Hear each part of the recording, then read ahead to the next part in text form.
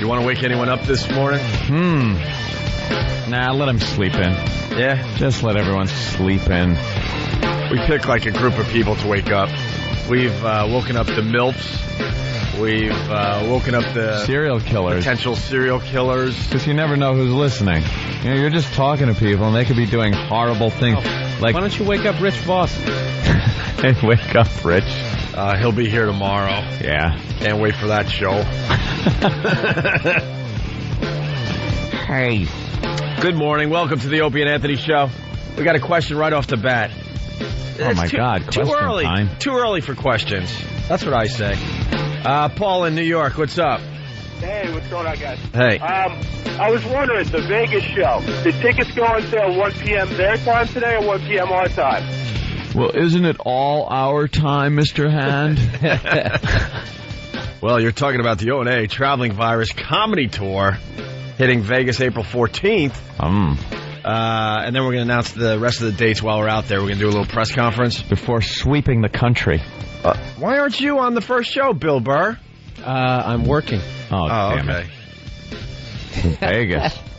Good answer. I was hoping, because I don't want to do it this year. Because screw you and your fans.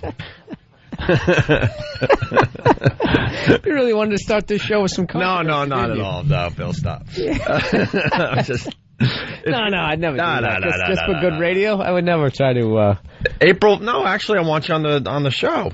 We have a really good lineup. We have Jim Norton, Joe Rogan, Louis C.K., Frank Caliendo, Bob Kelly, Rich Voss, Otto and George, Ralphie May, and maybe one more comic? More to come. That's like Are you canceling a date? The end of Gilligan's Island. Yeah. Or the beginning. And the rest. Yeah. And how awful is your agent when you're a series regular and you can't even get your name announced in the opening song? When the whole song is introducing everyone by name. Yeah. And then you're just, and the rest. And the rest. We're done with this stupid song. Let me get this info out. So it's April 14th, the Joint Hard Rock Hotel and Casino. And pre-sale is 1 p.m. Vegas time, Paul. All right, so that's carry the 4 o'clock our time? 4 o'clock New York time, yes. Sweet. Yes. Thanks for letting me be the first setup caller. Drunkest. Setup caller. Setup caller? You called, and actually we do need to get this info out. So you can go to extremeradio.com, the station we're on in Vegas. That would be XTREME radio.com. Let's say hi to Keith in Connecticut. Keith, what's going on? Hey, can we wake up mothers that are breastfeeding this morning? Yeah. Hey, that's not a bad one.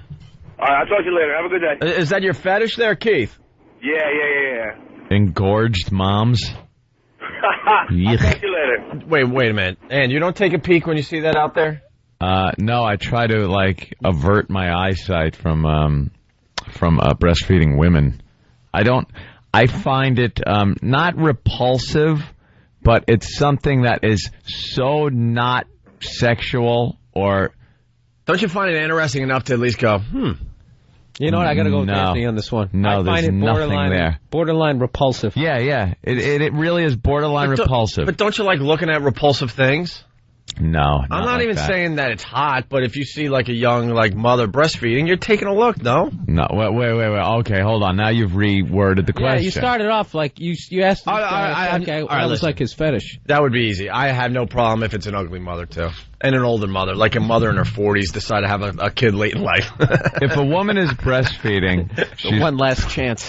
Yeah, the last chance pregnancy. Yeah, she's probably still got the baby fat on her and everything, and then the engorged feeding things. I gotta admit, I've never I understand the after part of birth where it's this beautiful baby, that is the miracle, but the whole, as a guy, you have to be in there. It's repulsive. It's freaky. It's disgusting, and I'm not I was telling my girl I'm not going to be in there, and she flipped out, and she's like, "Why not?" I go, "Because I'm not a doctor." Yeah, what I mean? business do I have in there? Yeah, like if you get your appendix tell some out. jokes. Yeah, if you get your appendix out, would I be standing there holding your hand, slicing you open. That's good. You know what I'm saying? I'll be outside with a cigar, like, Fred McMurray. Some old school That's guy. how you want, like Ricky Ricardo. just Fred, I'm a father. Hand out some cigars. You never see any of the nastiness. The afterbirth. That's why, like, when they sat there, like, that's like a new thing where they talk about how guys, somehow end up having, like, performance problems after, seeing a human being come out of the love canal there. Yeah. That, after a while you kind of hate, because you're not supposed to see it. No. So you want to just be in the hallway walking back and forth, pacing, sweating, and when the nurse comes out, you keep bugging her. She goes, "Not yet, sir." Yes. Something out of a 50s sitcom. Someone comes out of the room, his hand in the hot water. The doctor, Congratulations, it's a boy. Have a lucky. She comes out of the room and you're like, "Any news yet?" All panicky. I think that's more than enough. Yeah, absolutely. I don't think I'm not trying to be a dick here. I really don't. I don't think honestly. I think a lot of people would agree with you. But then there's some of the husbands out there and boyfriends saying, "No, it's kind of cool to be there when that's happening." Let me tell you something. But I think there's also a lot of people that think just like you. None of them want to be in there. You think? I don't think any of them really want to be in there. I think they're talked into it, and then they have to rationalize that it was good. When they talk, wasn't that, the wife and mother is there, wasn't that just so beautiful? Wasn't it? And, oh, yes, honey, it's great. I got to cut the umbilical cord. And going back to your appendix thing. Disgusting. Like the doctor doesn't hand you a scalpel and go, "You want to take a slice?" Oh, yeah. Okay, what do I cut, Doc? That last little bit? Yeah, all right. Is that tube over there? It's just a pair of scissors. You just snip. So you feel part of it. Think of doctors joke around and go, "No, not that one." I'm kidding. It's fine. You cut the right thing. Are we waking up the mothers then? Yeah, breastfeeding mothers. Today it's breastfeeding mothers. Stay in your house and do it. Well, we got to give the visual, like what's going on as she's waking up. Well, she's been up a while. Baby's been crying, a little colicky. Colicky. And there's some engorging going on. Yeah, engorging. There's some tightness. She's got a little relief that needs to be had. A little light on, but it's dim because it's still dark out, and you don't want to wake up baby too much and upset him with the bright light. So she's just kind of sitting there in the kitchen, maybe downstairs. She's got a little maybe pot of coffee or something going, and she's holding her little one up against her bosom, and he's getting some nutrition. So mom's up, kid's up. Yeah. And the husband's upstairs. No good husband's just coming home from an all-night drunk. Yeah, what are you doing? And what is she wearing? An oversized T-shirt? No, it was that nightgown thing. Kind of a nightgown thingy, and she's got it pulled aside. A very soft, cottony nightgown. Something like that. With a little floral pattern. Yeah. I think it's a bad 80s group tour shirt from some horrific reunion tour that a loser husband wanted to go to. She's just got it pulled down. A Helix concert T-shirt. Helix. Let's go to John in Hicksville. Wow, this got the phones going. John, what's up? Yeah, I was in there for 2 childbirths, the worst. Really? And in the beginning, the doctors have to check how many meters she's dilating. They shove his whole arm up there, and you're having a heart attack. You're like, what the hell are you doing? Why does a guy want to see that? What did you, like the first time you had intercourse with your wife afterwards, how did you block that out? I don't remember. I just did it. I'm not married anymore anyway. See? It's like, how do you get that out of your head, that image? Women don't realize, like, I want you to be in there for this beautiful experience. It's like, okay, but, that other beautiful experience called sex, that's going to be shot. Yeah, guys are visually stimulated. That's why we're easily duped. It really is. That's why they always beat us, because we're visually stimulated. Yeah. All you do is show a little bit of leg, a little bit of cleavage, a little makeup, and you're going to go. It. We're going to do whatever you want us to do. And now that huge power you have over us, you're going to ruin. It's gone. By doing boopies. Yeah. It's like Superman stepping in that little chamber with the green kryptonite light on. It just takes his power away. And he's getting beat up in a diner. Then all of a sudden it turns into like a Freddy Krueger movie. And you're just like, oh my God. What happened here? Let's go to Chris in West Palm. Chris, what's up? Hey, what's going on? Hey. Hey, also, even when she's not breastfeeding, it's always leaking milk. And we just had a baby last month, the 12th of last month. So last night was the first time we had sex afterwards. Yeah. The only thing I could think about was yesterday when y'all were talking about fisting, man. Well, thank you, Chris, for many, many dumps today. they don't like that word. Yeah. We need an educated audience that understand how to talk. I think we might have been good up until that point. You think? Yeah, I think so. Chris, yeah. So, Say effing, but that might not. Well, we know. No, see. Do you do a radio show somewhere? And maybe we could discuss this. Maybe we could go to a conference together. Chris, it says wife is breastfeeding. Thought it would be sexy, but it isn't. No, it's not. It's because it's always leaking that milk. Yeah, you can't have that. These damn women with their leaky breasts. When are they going to get their acts together?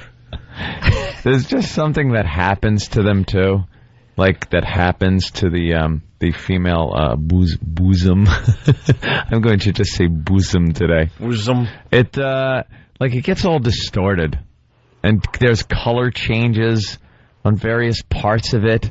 When? That look like it does. Certain areas get darker when they're pregnant. Yeah. You've seen many pregnant boobs. Let me think. I've seen pictures. I've seen pictures in like magazine, Anthony. Porno mags.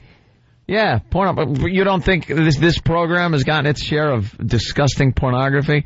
Remember those magazines? Blaming the program. Yeah, I think Anthony has some kind of weird fetish. And I don't even start that, dude. I would so be live somewhere. I would so be honest with you. Porno mags. You were describing it like you're a married father of 7. No. Let me tell you.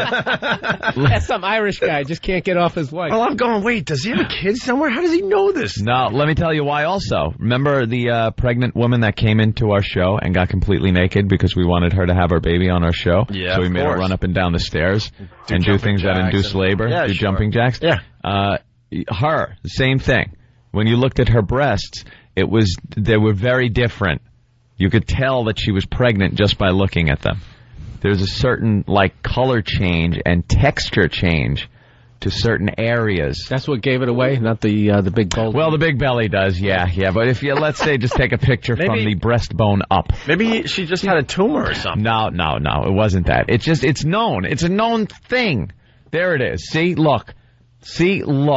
Take a good look, damn it. Oh. That's what I'm talking about. Well, it just gets where I guess the baby's eyesight is such that it's got to the breast has to turn into a chameleon and change color so the baby can see it. That really looks like a war crime photo, doesn't it? It really does look like she's ready to be shot in the back of the head and thrown into a ditch. And obviously this is a long time ago because look what she's sporting.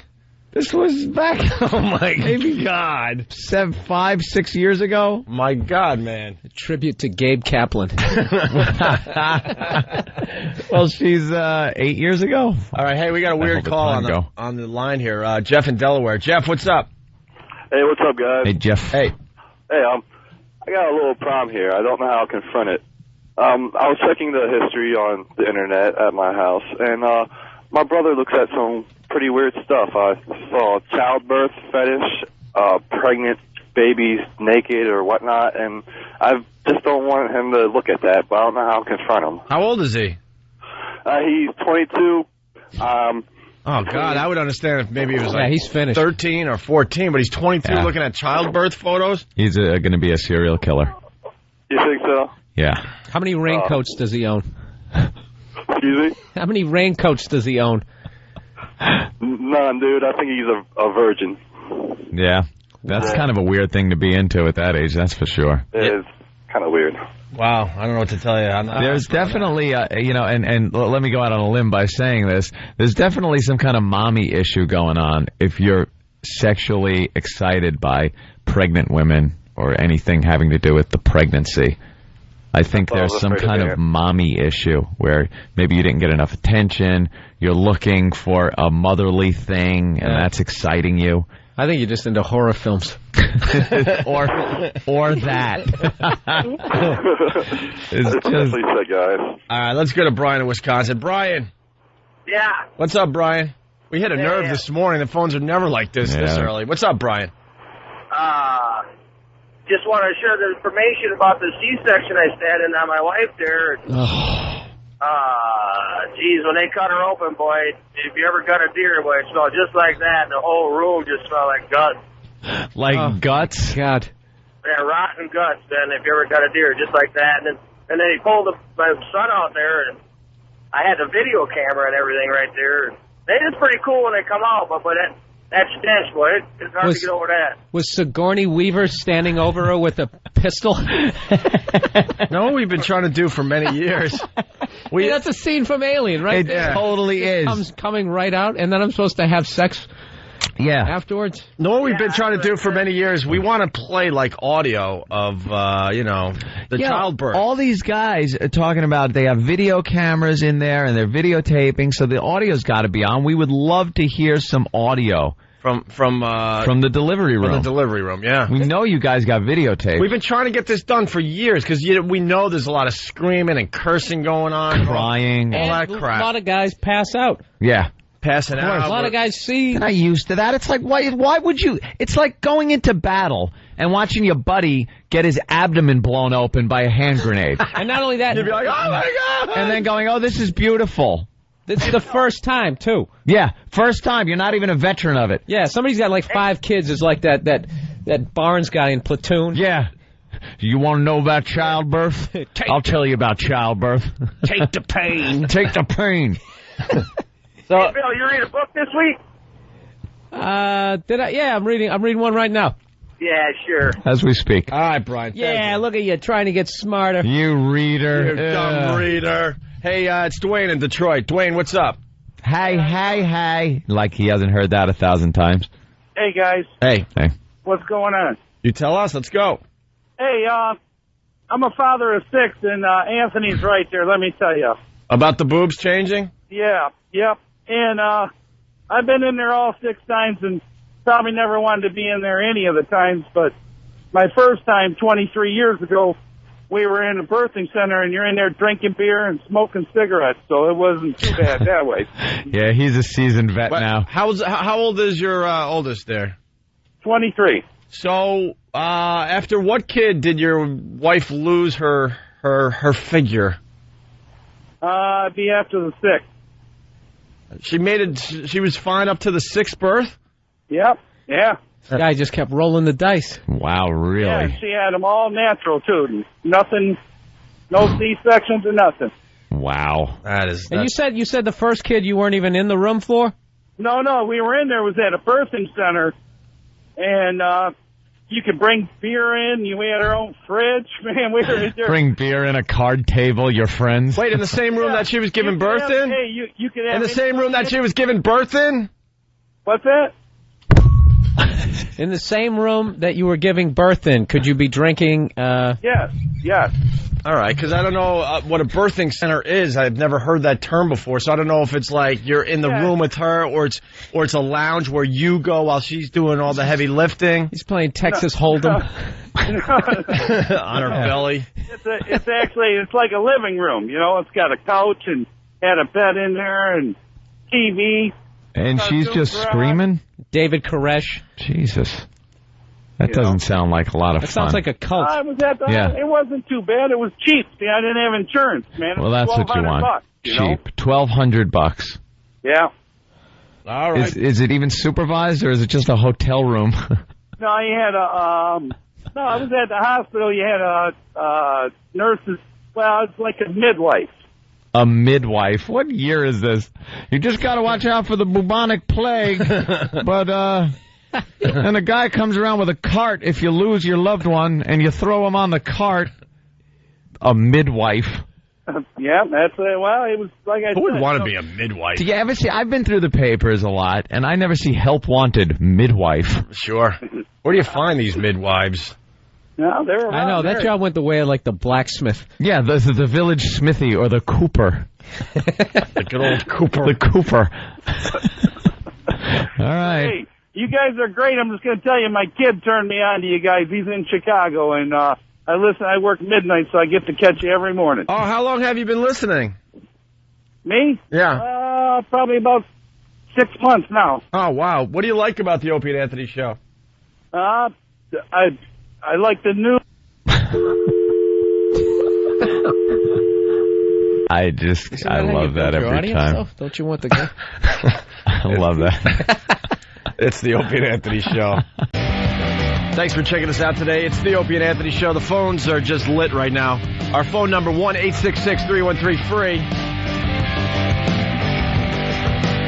Let's say hi to Chuck in Ohio. Chuck, what's going on today? Morning, boys. How you doing? Hey, All right, Chuck. I happen to be in the hospital room. My wife gave birth to our daughter, and there was a point during the birth that she totally quit being human. I mean, she just went animal on us. Oh.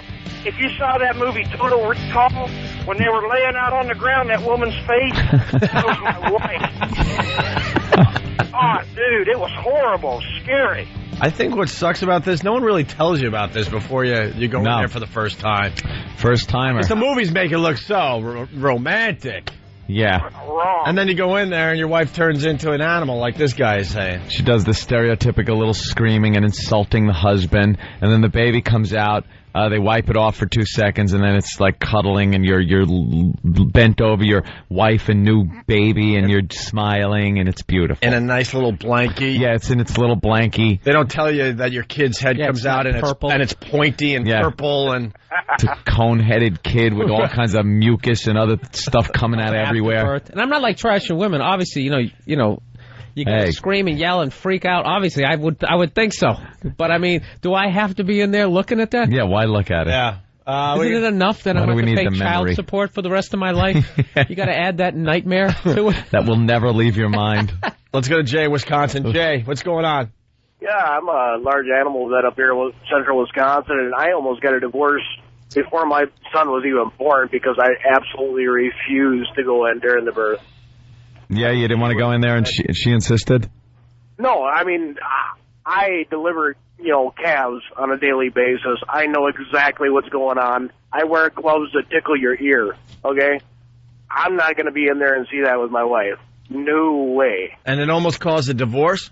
Yeah, I mean, she was lit. She was, well, you don't care. You don't even want the kid. The thing about caring, it's like I care too much. You were just trying to save your sex life. Yeah, exactly. It's like, that's one of those things that no person should ever have to see. You should never have to see the insides of somebody you love.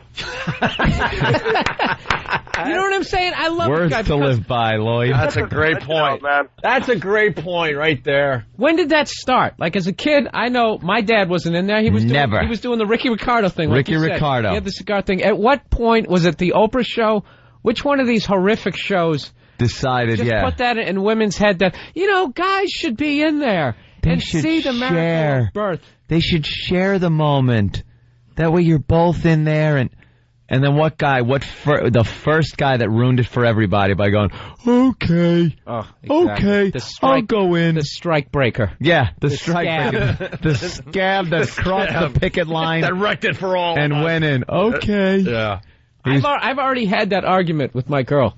I'm just like, I'm not going to, like, she flipped out on me. And I'm not going to be in that. She goes, why not? I just think, because I'm not a doctor. There's no reason for me to be in there. And I'm going to get freaked out. And then afterwards, like, they always have, like, a big, and you still think I'm sexy? And you're going to be sitting there with, piece of linguine between you. Yeah. Hey, Bill, you brought this up a couple times. Are you going to be a father, or are you just discussing? No. Oh, all right. Yeah. See, it's that much of an issue where they're not even.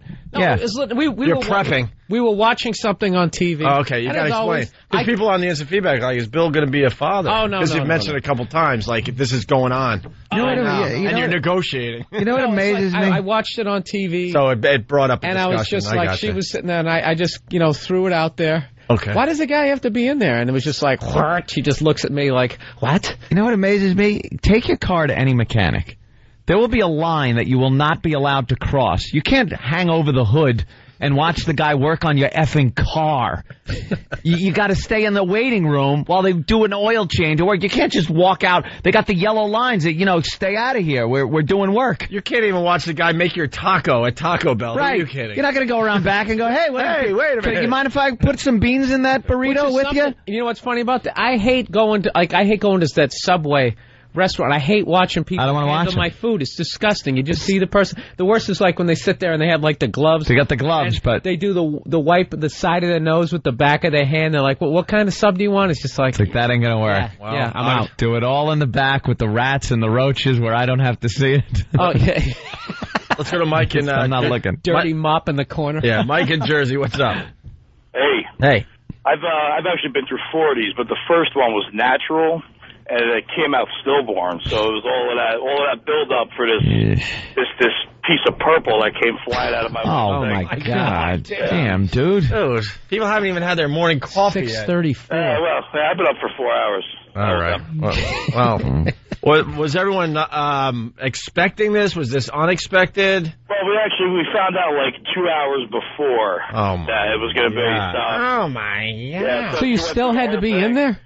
Hey, what the hell are you doing in there? Yeah, I'm kind of pee-whipped, so she kind of made me. I didn't really want to be, but I kind of had to. And the other two were C-sections, which are actually pretty cool until the last one when she threw up on me. That was See, this is not what happens in the movies. No. Yeah, a lot of love. You know. All right, sir. Wow. Thank you. Let's go to Joe in Albany. Joe, what's up? Hey, last night I was talking to my wife. She had a baby September 11th, and I was saying, all you do these days is lactate and sleep. Just lactates and sleeps. That's it. great. Our sex life is almost non-existent, but hey, But you got a beautiful kid that's going to hate you for most of its life. That. Go ahead. Sorry. I'm just saying, I don't have any problem with like that after part. You got the kid and everything. I'm not like that level of a jerk, but I'm just saying like that whole process. I don't want to be in there for that. I think that's definitely normal. All right, let's go to Kyle in Jersey. Kyle, what's up? Hey, what's going on, guys? Hey. My wife and I did hypnobirthing. What is hypnobirthing? The woman goes into like a meditative state. It was absolutely unbelievable. No pain at all. Really? Easy for me to say, right?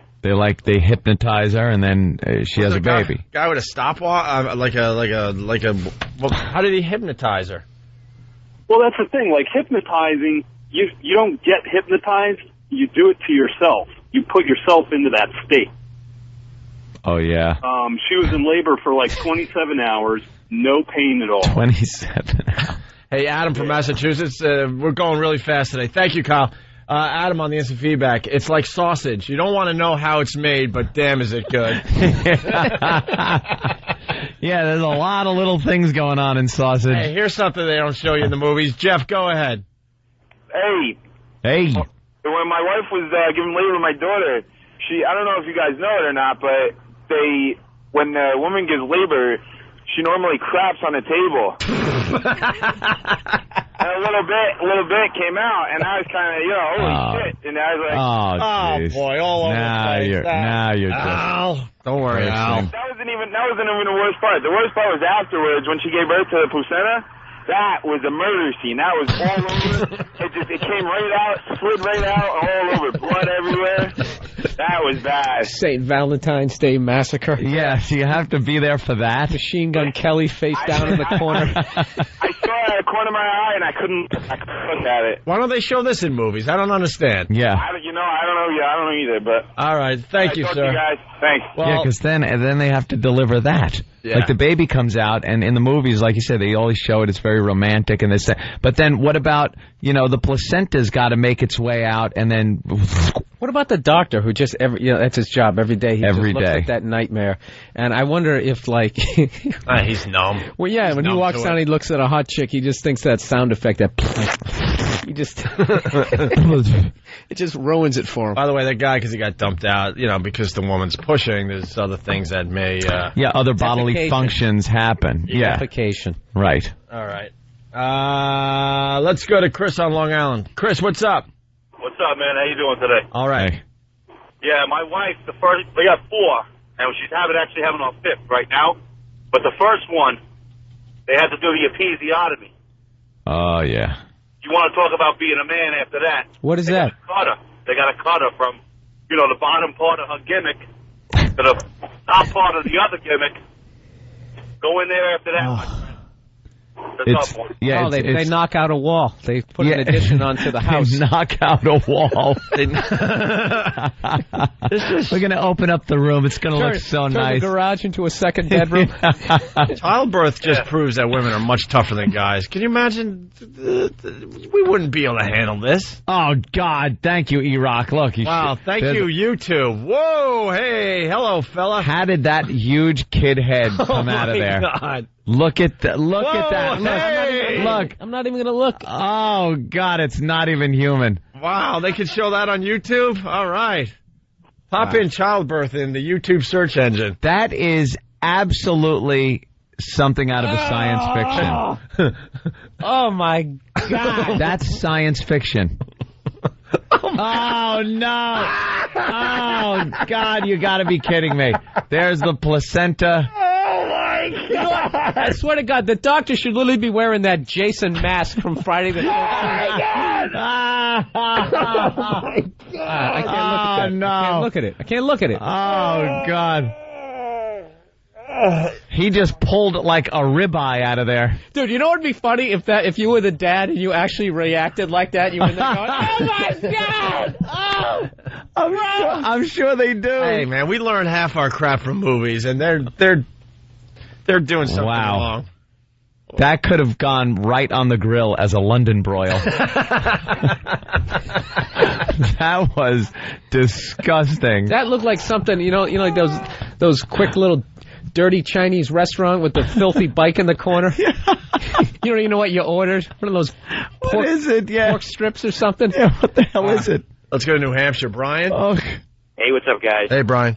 I went through 3 unnatural childbirths with my wife, and the visual part isn't that bad, but the smell is something you'll never get used to. It's unbelievable. See, I've never heard of this part of it, but now guys are chiming in saying that you get this smell. And I would think, internal organs and stuff, you're going to smell it. Yeah, it's not pretty inside. And do you hear the whole monotone death of all emotions that this guy has? I'm a beaten man. Yeah.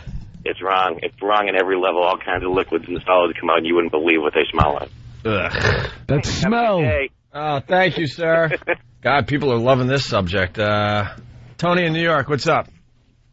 What's up, boys? Boys. What's up, Tony? The same thing with episiotomy, the caller that called in before. Yeah, just try to be careful. So far, we're doing a really good job with this today. I've been on hold for a while. It's the same thing. They cut it. Yeah. And then, they take out the wall. Let's just put it that was perfect, Bill. It's about the wall, and if there's an old joke where the guy says, throw an extra stitch in for me to tighten it up a little bit. But But the guy called before about hypnotizing. After you have a few kids, maybe they can hypnotize your wife to love your hog again. Punch it out, boys. Let's go to Jared in Boston. Almost done here. Jared, what's up? Hello. My wife, second time around, she had a C-section. My daughter was screaming before she was all the way out. It looked like the scene out of Aliens. It was hysterical. Oh, man. The little thing screaming. And then it ran across the table. Your wife has that starfish thing sitting on her face. Hey, let's go to Chris. Not one woman calling today. I know. I wish some woman would call in and justify why. No, they're staying away. I think the women are sitting back giggling pretty good right now. Chris, what's going on? Hey, that meditation state is morphine. Anyway. Morphine? Yeah. Our third kid came out 10 pounds.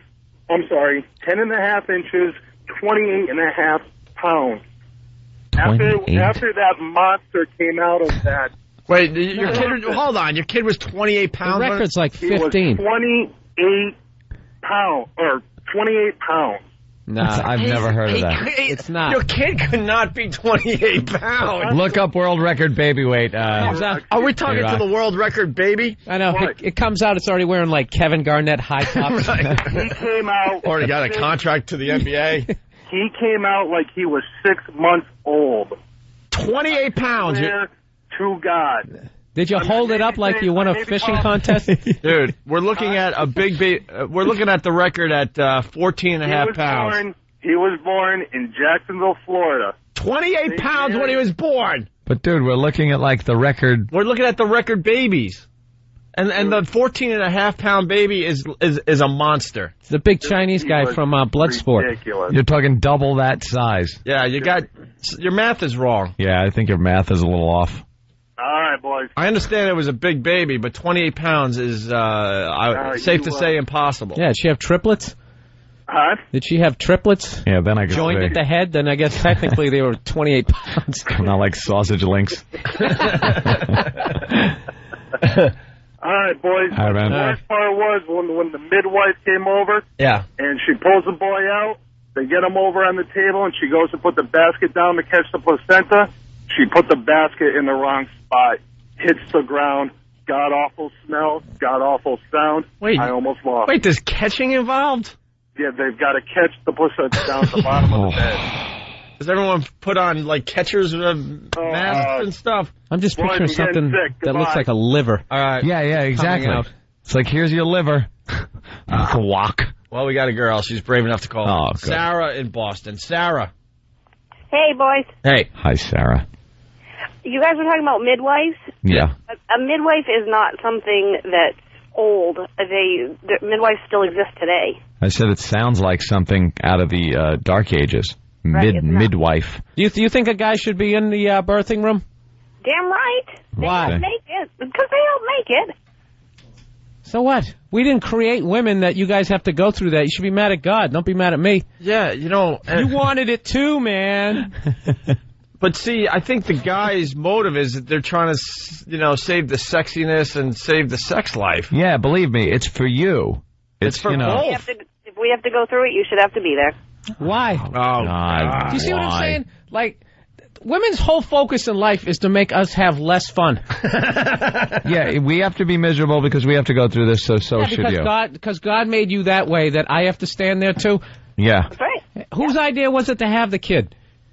It's always the Both, females. probably. Just about. No, bullshit. Huh? Oh, boy. We're getting a lot of dumping. See the vibe I get with females? Yeah, why are you cursing? Have a way with these girls I do there, have a way Billy. with these broads out there. These broads. Sarah, why are you cursing? You're a feminist or what? What's up? No.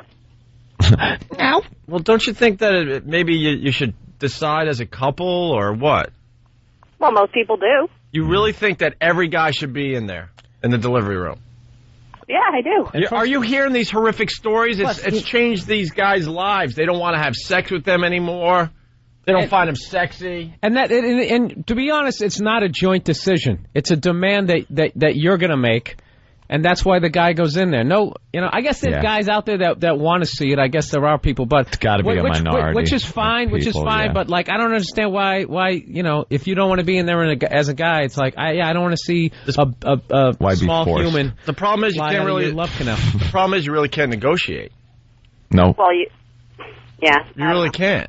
No. Good negotiating is when you get two things going at each other. Yeah, and then you make a decision based on that. Right. Yeah, somebody's not screaming BS at you. Right. Yeah. Sounding like the Israelis and Palestinians. I have to go through this. And she's pregnant, and the emotions are running, and you're just going to go, okay, I'll be in there. Thank you, Sarah. Yeah, isn't it enough that I'm paying for the whole hospital bill?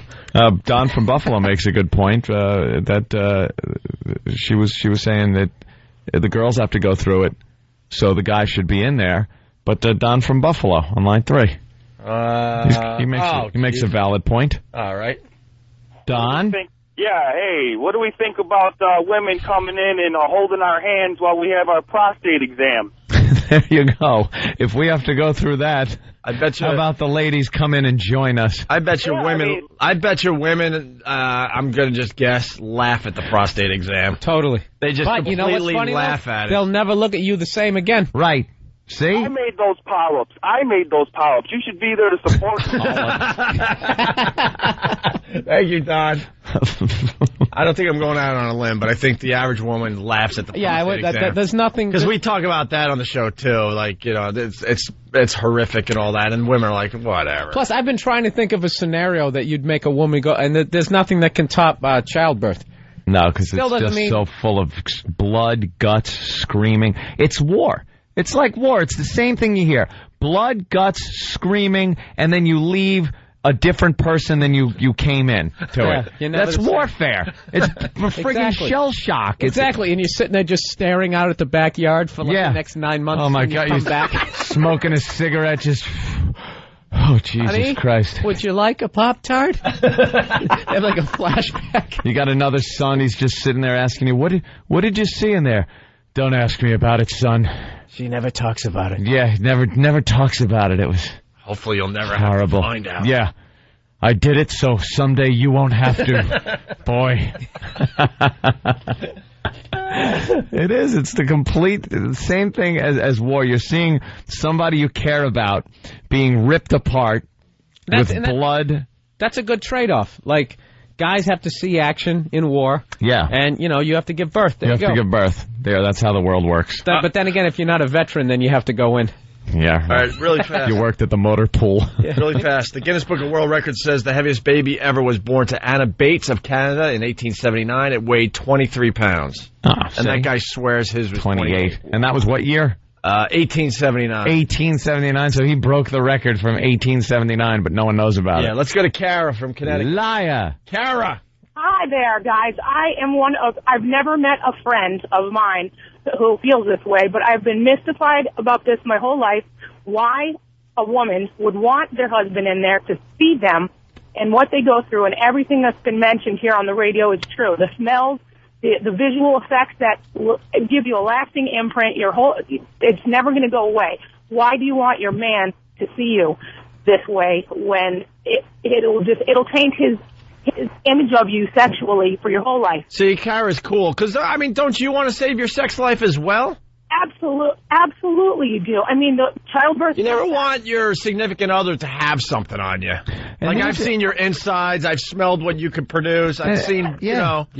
These are the same girls that didn't want you to see them without makeup on for a while when, you first hooked up with them.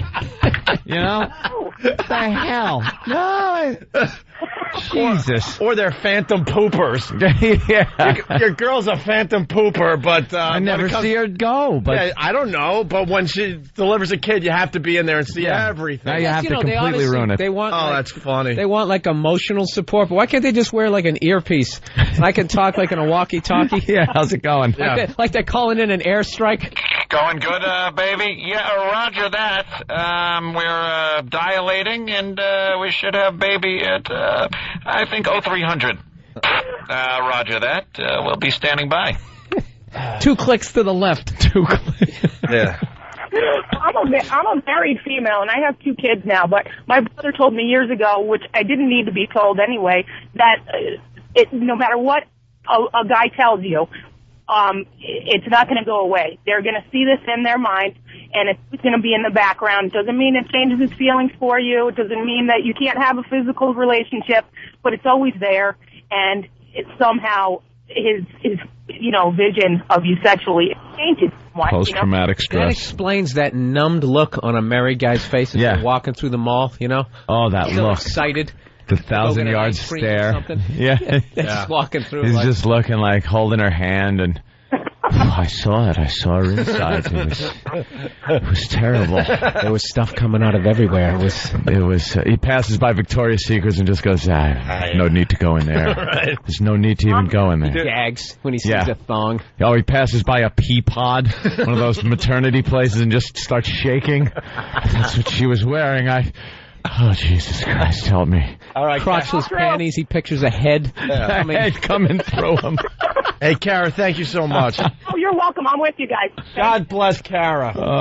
Wow, that was a good topic right there. When you've seen the lower half of your loved one look like the elevated doors in The Shining, it's going to affect you. The best line is they don't want us to see him without makeup. Yeah. But that's okay. But drag you in for this one. What a mess. And they don't want you to think that they actually poop. Yeah. But that's okay. God, is that funny. Well. By the way, it's Bill Burr. Yeah, of course. All right, maybe the new listeners don't know. Bill Burr in studio today. You promoting anything, Bill? Yes, I'm at Caroline's next week in New York City, March 22nd through the 25th. Times Square, crossroads of the world. Oh, yeah. Exactly. The most important place ever. There's a big M&M store competing against the Hershey Kiss store at the crossroads of the world. I saw that, yeah. They're across the street from each other. It's like, that's hysterical. Gotta admit, I love M&Ms, but I'll just go to a deli. Yeah. I don't need to go to the store. I don't need to make my own. Yeah. You make your own at that place. Oh, is that it? Oh, they have every color ever invented now. Wow. And you make your own. The M&M store. So if you have a favorite sports team, you take the colors of your sports team and put them in your little bag. I assume you could open up any store in Times Square, and just the sheer volume of people, you're going to do business. And if it involves becoming fatter, right? Because that's like the tourist. Oh yeah, big fat tourists just coming in. I saw a thing. This guy loading up on was fried stuff. He was like one of these guys. He was so like big that he couldn't get out of his house. And when you get to that level, it's like you literally are inventing new ways to get fat. Like they combine stuff. Yeah, you can't just eat what's out there. You have to experiment. Yeah, like a scientist. You're melting ice cream and then putting like almond joys in it. That's what that Stone Cold, the Cold Stone Creamery, whatever it is. I went in there one time. It was the most disgusting thing. It's like, do you want some chocolate chips? And then I go, yeah, okay. And the dude literally takes like a whole bag. It was like eating grape nuts in ice cream with like a whole bag of sugar. It was too much. I don't need that. Yeah. It's hoping for like a sprinkling. Yeah, just a little taste. It's like how they don't know how to make pizza now. It was always supposed to be like the tomato sauce and then the cheese adds the flavor, and then like, what is it, Pizza Hut, a Domino's, they've gone insane with it. Yeah. You put cheese in the Meat Lovers cheese crust pizza it's just loaded. It's like 8 inches of pizza. You just want cheese. I like within the regular crust, on the crust, on the bottom of the crust, sauce and some cheese on there. Take it down a few. All right, pizza was fine. No one was complaining. Pizza sucks. Yeah, why did you have to make pizza better? It was fine. The original recipe was just fine. I want my bowels to lock after. It just shows you that we're just never satisfied as humans. How do you sit there and go, wow, we got to make pizza us better? We figured a way to inject cheese into that rolled part of the crust. Right. We finally figured out. Our scientists worked years. Because you hit the saturation point. And if you don't figure out a new way to hook it up, you're going to go the way of like rollerblades. Like remember rollerblades? They were like $180 at like the height of them. Right. Everybody had them. Then all of a sudden everybody just had them. You're not going to keep buying more, and then they just, all of a sudden, they're like $30 at like MVP Sports. Yeah, so you have to kick it up by putting cheese in the crust and stacking meat on it. All right, listen, we got to take a break. It's the Opie and Anthony Show. Checking out the Opie and Anthony Show. Hey, let's not forget about MacBook Karaoke. It's coming soon to the Opie and Anthony Show. Right now, you have to go to 923freefm.com for details. I guess at this point, you just got to sing your songs and send them in, and then we'll start giving away MacBooks. Sleek and sexy. You can create everything from music, movies, greeting cards, podcasts, websites, and more. Head to the Apple Store or apple.com to check it out. All right? Absolutely. Details at 923freefm.com. 923freefm.com. It's the Opie and Anthony Show. Greetings. Well, now we got the women calling. We're trying to move on to other things today, but get some female points of view, I guess. You wanna? All right. Yeah, why not a couple? We got Jay, a girl in Philly, listening on WYSP. Jay, what's up? Hey, what's up? You insist that the father needs to be in the delivery room. Well, yes, because, it's more about supporting your wife or girlfriend. It's not about watching. It's not, and I understand that. I completely understand where you're coming from, but, nowadays you don't have to watch. You can tell, the medical staff that you would rather just be, more out of that than involved in that. So you're up by her head, just kind of like patting her head? I mean, that's what I'm saying. You're 3 feet away? Listen, Yeah. I didn't want to watch it either. Can I wear a gas mask while I'm in there? Yeah, because I hear it smells. I understand what you're saying, but And can we have a big, huge sheet that separates yeah. It's more important. You know what? myself from ground zero? I know what you're saying, and I understand, but, and as far as the sex thing goes, it's up to the woman to, make things right afterwards. We have better sex now than we did before I ever had a baby. But you know what? I learned a lot today. I mean, about the smells and other stuff that comes popping out That of I didn't all- even think of. from other places on the woman, and then you're seeing the inside of your loved one. I don't know. I think that somehow affects you like going to war, like Anthony said. Yep. I know, I understand how it can affect it, but you know, I've made my husband forget. That's the way I feel. You know, we have better sex now than we ever did before I had my daughter. Forget. This girl's a trooper. I like that. I made my husband forget. You know what? That's a great title for a book you should write. And we do it a lot. And you know what? It wasn't like that before I had my daughter. It just made me so much more aware of how important that is in our See, relationship. but Jay, you're more reasonable. That other woman, I forgot her name already. I think it was Sarah from Boston. She's like, no, he has to and should be in there. I gotta go through it. You gotta go. Like, I think you got to discuss this ahead of time, you know, because it could really affect your sex life and other things as you move forward. I got to And admit, I understand that, but it's, you know, and it depends on the person, but, you know, and I'm not saying you need to force anybody either, but I think a father, you know, that is you're having a child together, you know? Right. Yeah. Well, I mean, it's not like the guy's not going to be there, so, you know, going to work No, I and understand, doing what he but does.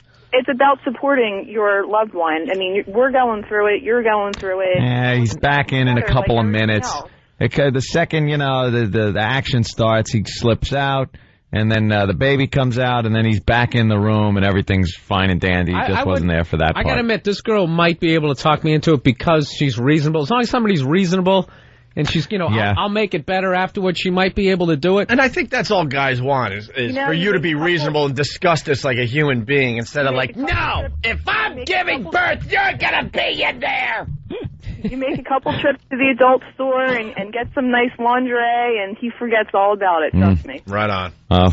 She keeps talking about making him forget all about it. Something tells me all bets are off if she had a baby out of her mouth. It's like Men in Black. They hold that thing up and you. That's what you need, the that's just that bright light in your eyes. I mean, I'm sure he thinks about it from time to time. It's going to happen, but, you know, there's ways to get past that, and that's what, you know, that's part of being together and having a child and working through, you know, and having a relationship. It's all part of it. All right. There's times he's going to think about it. Like, could you see him trying to perform, like, on her? You know what I mean? Like, take care of and just give her some pleasure. Go down to the village. Yeah, right. Exactly. Just take care of her in a certain way, and all of a sudden he's getting those like twitches and flashbacks, like Josie Wales watching his family get killed. Well, so watch then. Just Don't for a watch. few It's seconds, really that simple. he's out of the moment. You have a choice. It's Yeah, not but like you don't have a choice. Yeah, but if you're standing 2 feet away from it, it's like, you know, it's like if someone was getting murdered. But yeah, just look away. Yeah. I'll be over here. Yeah, sometimes you have to look.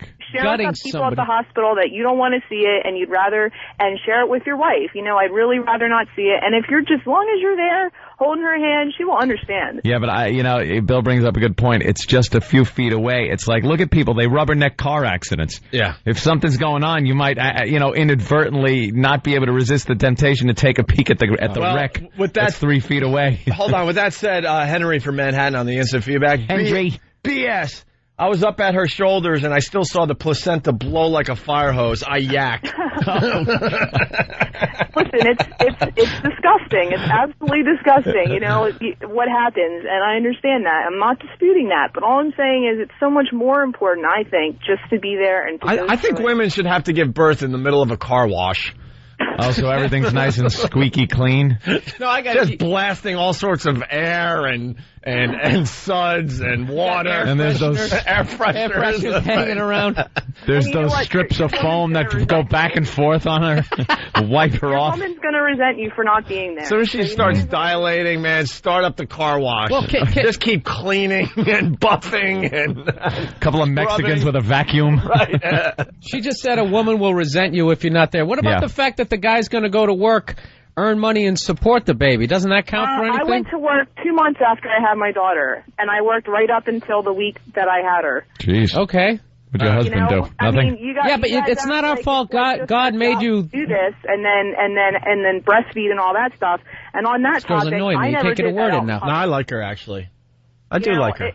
And every woman now is working, so you all can't even right, bring we that get up it. like that's, you know. All right. And it's. Oh my God. That's what see what I'm saying. All right, now I don't like her. All right. We get you, Helen Reddy. Jesus. Jay. Clara Lemwick. I'm just telling you like it is, guys. That's all. You sang one song too many off the new album. Yeah, but this is the thing. This is the thing, though. What about... You went too far. If we get a divorce, I mean, I'm going to be sleeping on a futon for the rest of my life because of that kid, and you're going to be still in the house. What about that? Well, yeah. I have a stepson. I know what it's like to have to deal with the mom, and that's just life, you know? She knows everything. That's just life that was not a good point. You got every situation. Yeah, I can't imagine that where you have like some connection to your ex and you have to deal with that for the rest of your life. Ugh. Another nightmare. Awful. All right, Jay, thank you. Thank you so much. Guys. Well, take care. John sold it. John Hughes is just bored. Oh, John Hughes in Vancouver, just bored. Why would your cousin from Canada be here Please bored? make this the last caller. This childbirth bit is boring as hell. Really. I've never seen the phones ring harder. Go out and have sex with a moose, you Canuck. Not that I don't love all the rest of our Canadian listeners. Hi, Canada. Our neighbors to the north. You know, I bet most of them have never even seen a moose. Yeah, I know. Some of those stereotypes. A moose. Heather in Pennsylvania, what's up? Hey guys, I was trying to email you this morning, but your inbox is full. Listen, my husband... Oh, can I tell you something? We have inboxes, I guess, email accounts on opieandanthony.com. I could honestly tell you I haven't checked that in 2.5 years. Yeah. It's been years. It's been years. I don't even know why it's still up there. I tried. It's been the mailbox has been full for years, and the problem was I used to answer all my email. Yep. I used to really love doing that.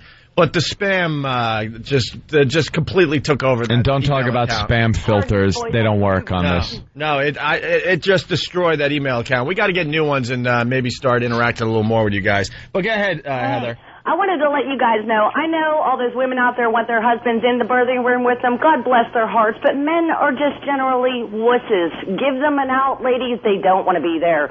And no, you don't have to be resentful after the fact. I had 2 kids with my mother in the room.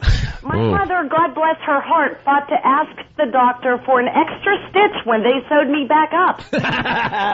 So that my husband didn't have to. Because you think that's hack for the doctors at this point? Like, yeah, but I don't think the stitch not joke. The stitch joke. I don't think you're being a wuss because you don't want to see a human come out of your woman. It's more like it's a sex thing, sweetie. I didn't want to look. My mom said, "Look, here comes his head." I went, Well, did you listen to what my point was? Does anybody listen anymore? You No. said that guys are wusses because they don't want to go in there. That's not what I'm saying. I'm just talking visually, sexually. I don't want to be in there because I don't want to watch that alien coming out of you. Guys go to war. Right on. How could that be, a wuss? And, to tell you the truth, a mouse runs across the floor. You guys are up on the fridge. I got to go kill it. I wouldn't mind watching that, like, from one of those little observation things in an operation room if it was someone I had no idea who they were. Right. Just as the freak show factor of watching an actual alien pop out of a human being. Here's the deal. That part, but if somebody you care about like that, no. That part of the woman is like nirvana. You look at it and you think, this part could do no wrong. This is the only thing in my life that does no wrong. I get just a wonderful feeling every single time, and then you ruin it by going and watching some massive thing, come out of it. Right, though. The sex is better after. It is better. That's such a general Keep telling statement. yourself. Yeah, they're right. Because did you do this survey? Yeah. This is what you want. You want it to be that. All right. No, it is. It feels different. It is better. All right, thank you, Heather. Let's go to Selena. She's speaking for us. What about the guy? How does she know what the sex guy's better for him? Well, she was agreeing, though, Bill. Am I that much of a jerk that I actually, when people agree with me, I'm still arguing with them? I got issues, man. Selena, what's up in Jersey? Hey, first of all, I want to say I saw Bill Burr at the Philly show at the Virus last year. Yeah. Awesome job, Bill. Thank you. Legend. And I just one of the greatest performances of all time in comedy right there. And you guys saw it in Philly. Funny. When he blasted everyone in Philly, too funny. But I was watching this freak show on TV where in the UK this woman had a baby, saved the placenta, invited all her friends and family over, and fried it up like a ribeye and served it to everyone. Everyone? Yeah, everyone that she invited over, and they ate it like cannibals. Yeah, what's the deal with eating the placenta? This does happen. Disgusting. What? I don't want Some to see people, that, let alone eat it. Maybe we get an expert. No. Pig piece. People in America will eat the placenta. They will bring it home, and they will cook it, and they will eat a piece because it's good luck or something. Good luck. Something's going on. I'll take a rabbit's foot. That sounds like a ritual. On a keychain. Yeah. A horseshoe. That's right, a horseshoe over the door. All right, let's go speed round, and then we're going to move on to other things. Dave in Smithtown, what's up? Speed round, let's go. Hey, good morning, guys. Just a real quick story. On the opposite spectrum, gallbladder. The doctor was giving me a catheter to fill it up, check it out, make sure I didn't have any stones. The wife can stay in the room if she wants. She basically ditched me. Here's a piece of wood. Bite down hard. You're on your own. So that's the opposite spectrum of that. Mm-hmm. Yeah, of course. They don't want to see that. No reason they should. I wouldn't want my wife to... No. See you going through that. No. Let's go to Tamara in Detroit. Yeah. Tamara, what's up? Hi, I just started listening to you guys last week. You're absolutely hilarious. No one cares. Dude, Tamara. I know you don't, but I do. No, we actually care a lot, to be honest with you. Yeah. That's the funny part about that bit. Go ahead, Tamara. I just wanted to say, don't go in there. My husband was in there. I tore in 3 different spots. He did not want to have sex with me for like 4 months. You tore? I tore. One in my lip, one all the way down from there to my butthole. And another spot. She split her in taint. another spot. And it hurt bad. He did not want to touch me for months. It was absolutely horrible. Stay out and just enjoy your child after. It's like a concussion wound she got. like blast wounds. I mean, mind you, our sex life is fine now, but don't go in. All right, thank you. Hey, we got Richard, sex after birth sucks, and then we got Tammy in Jersey, sex is way better after birth. So opposite points of view on the phone at the same time. What's up, Tammy? Hi. How you doing, guys? Good. You're on with Richard from Florida. He says sex after birth sucks. You say it's way better. I'll tell you why. It's better for my husband because he came in the room while I had a C-section, and I know he saw way more than he ever wanted to, and I've spent the last year and a half trying to make it up for him, letting him do things that I never would have let him do. Childbirth. Hey, there you go. All right, see, she's got to make up for it by... There's an angle we didn't think of. I mean, honestly, he's gotten a lot of things that he never got prior to. Oh, we know what you mean by a lot of things. We know what you're talking about. We speak the language. That Zeppelin album, In Through the Outdoors. Yeah, that was a great album. And Richard. I don't know why you'd bring up music at the point like that, but it's a good album. Always been a fan. Yeah. Hey, Richard, sex is, it sucks after birth. Yeah, man, it's like throwing a hot dog down a hallway. That old gag. Wow. Okay, terrific. I think that officially ended the topic. Yeah. Yep, we have our official end. Way to go, Richard. Richard from Florida. Richard from Florida ended the topic. Ended it with one of the hackiest lines ever. We all were thinking the joke that we've heard since we were in, 5th grade? Didn't Bob Hope do that when he hosted the... Hey, I gotta tell you though, veterans. It's like throwing a hot dog down a hallway. Wow. Hey, Don. You gotta be holding a putter when you do that. Yeah, I got my putter. It's like throwing a putter down a hallway, right, Charo? You got Charo coming out soon. Like putting my golf ball through a hula hoop. We don't want to look at that. Hey, Doc. Looks like Fidel Castro eating a London broil. Wow. Hey, let's bring Barbie Benton out. Captain and Tennille are up next. Tony Orlando. Hey, put an extra stitch in for me, would you? And Margaret. Up next. And Margaret coming out. She's going to sing for the GIs. Wow. All right, Tammy, thank you. Throwing a hot dog. Bye, guys. Bye. He did not go there. Yeah, he did. Yeah, well. He ruined it. All right. Well, thanks, Richard. That was good breakfast conversation. Yeah, I think so. I like how we open up the show with good material to sit and eat breakfast, too. Nice runny eggs. And then we end it with a tribute to stand-up comedy right. in the 1930s. Hey, after the break... it's like driving a Studebaker into the Lincoln Tunnel. Is that even built yet? I don't know. Listen, we got to take a break. We're real late. Brad Delp, the lead singer of Boston, died, and no one cares.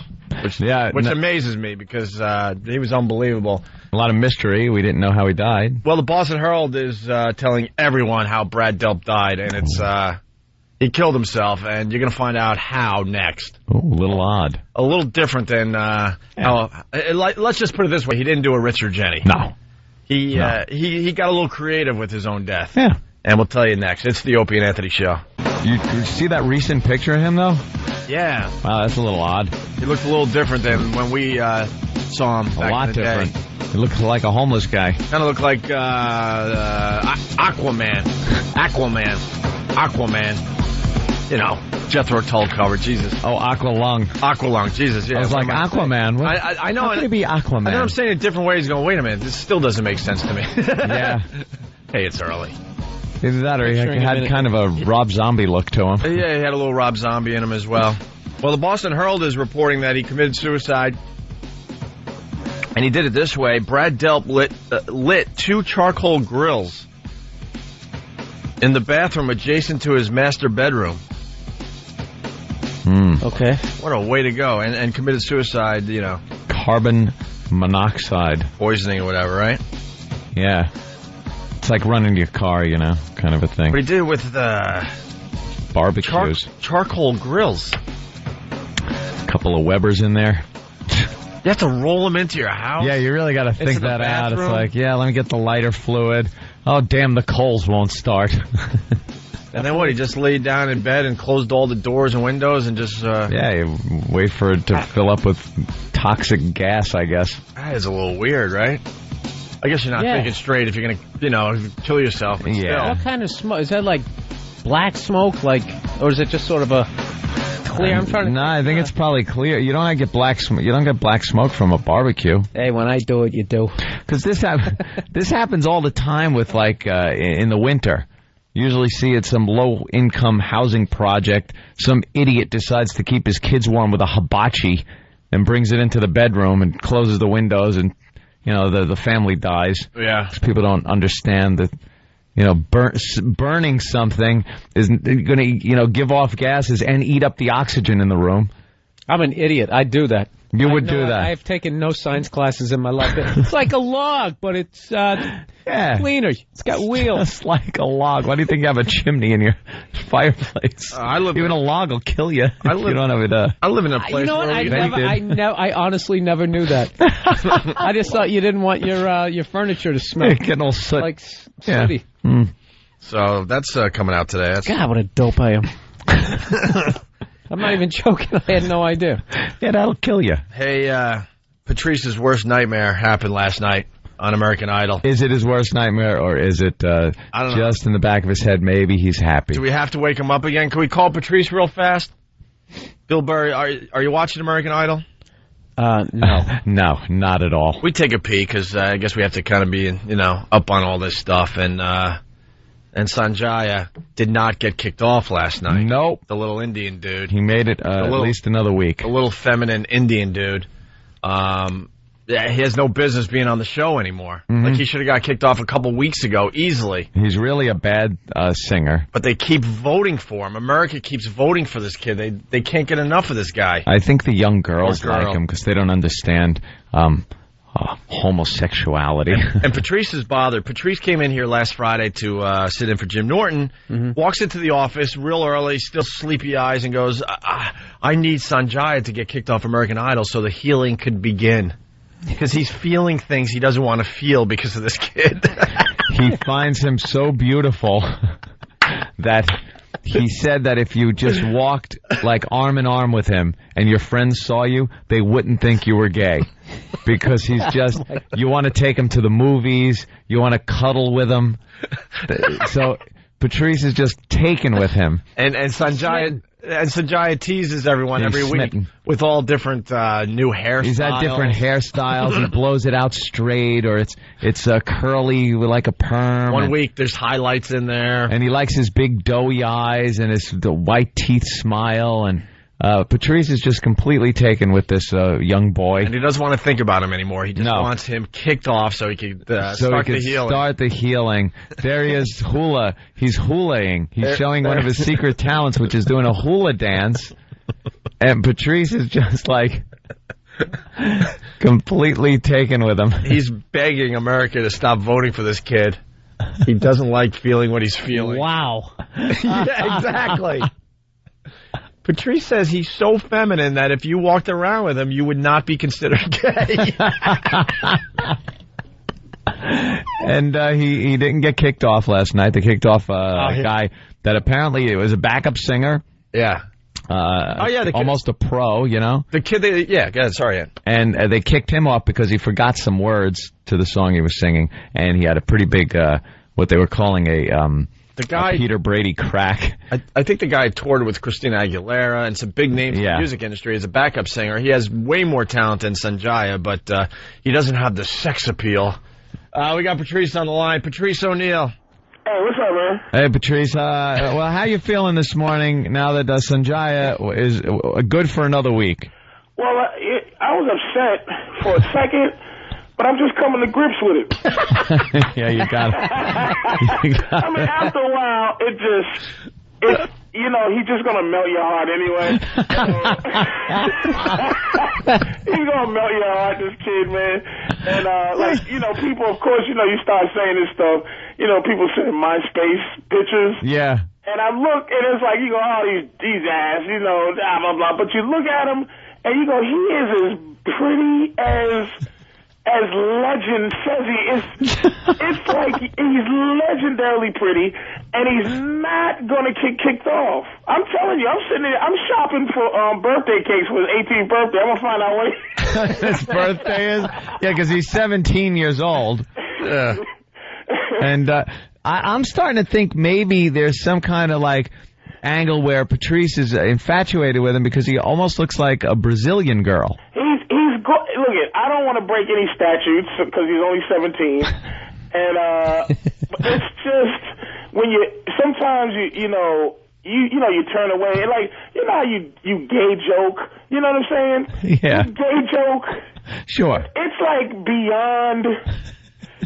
It's like a beyond a gay joke. It's almost like it's so comfortable where, you talk to people about it, and then you laugh, and then afterwards you start going, oh, look at how pretty he is. Hey, know who's feeling this as well as Eric Logan, the program director. Well, he runs the company basically for XM. Yeah. He is cursing America too because Sanjay is still in it. He looks like Halle Berry's high school photo. Yeah.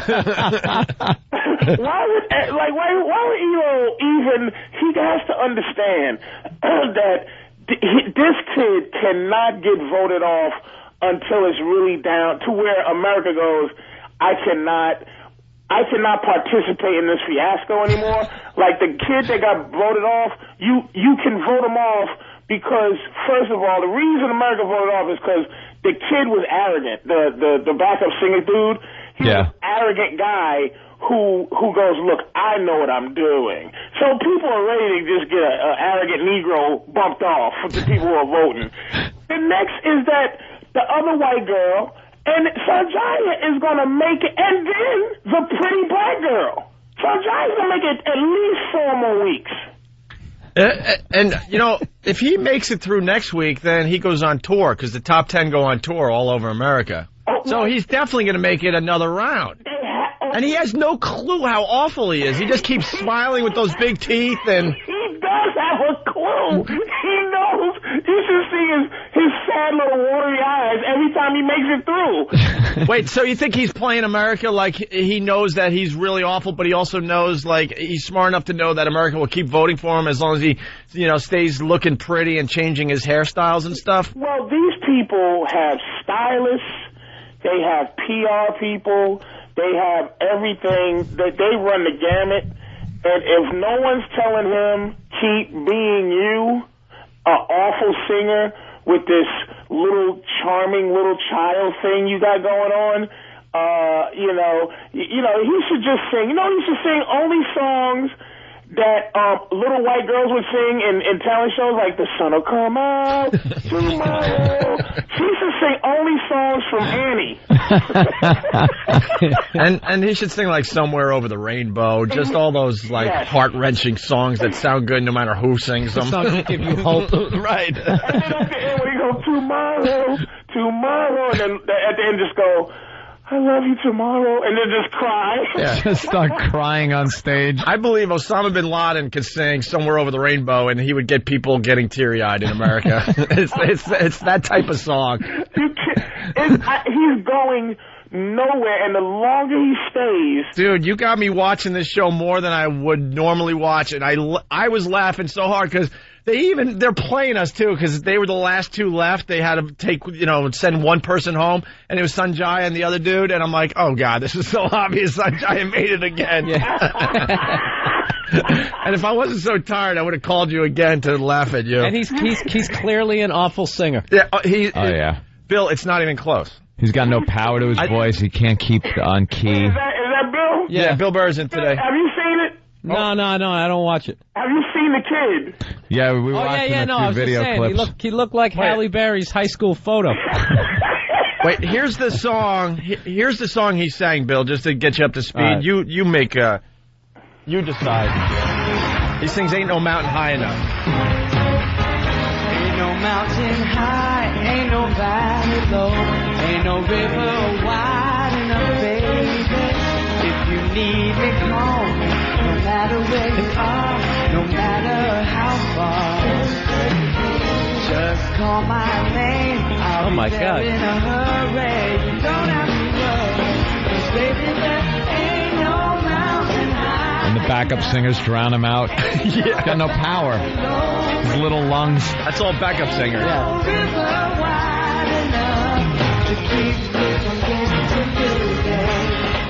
Whatever. That right there is why I never watched that show, because they sing the corniest songs. Awful. Like tie a yellow ribbon around the old oak tree. Yeah. Just like, I can't watch this stuff. Well, one of the contestants decided to sing a Pearl Jam song, and an American went, what? Get him out of here. And the judges didn't even really know the song. Like, how do you not know Pearl Jam and you're in the music industry? They did, like last year, they did something like Barry Manilow Week. Yeah. Where they had them all singing Barry Manilow songs. Yeah, because that's what America knows. Up with Yeah. 58 facelifts. He did. One of the contestants sung a 311 song this year, and all the judges, all three of them did not know They didn't know the song. And it was a huge hit on the radio. Yep. But Patrice, there you go. Congratulations. Hey, look, your fantasy gets to let me tell you continue. something. First of all, before I hang up, please do not try to make me the gay scapegoat. All of heterosexual America is in love with Sanjaya.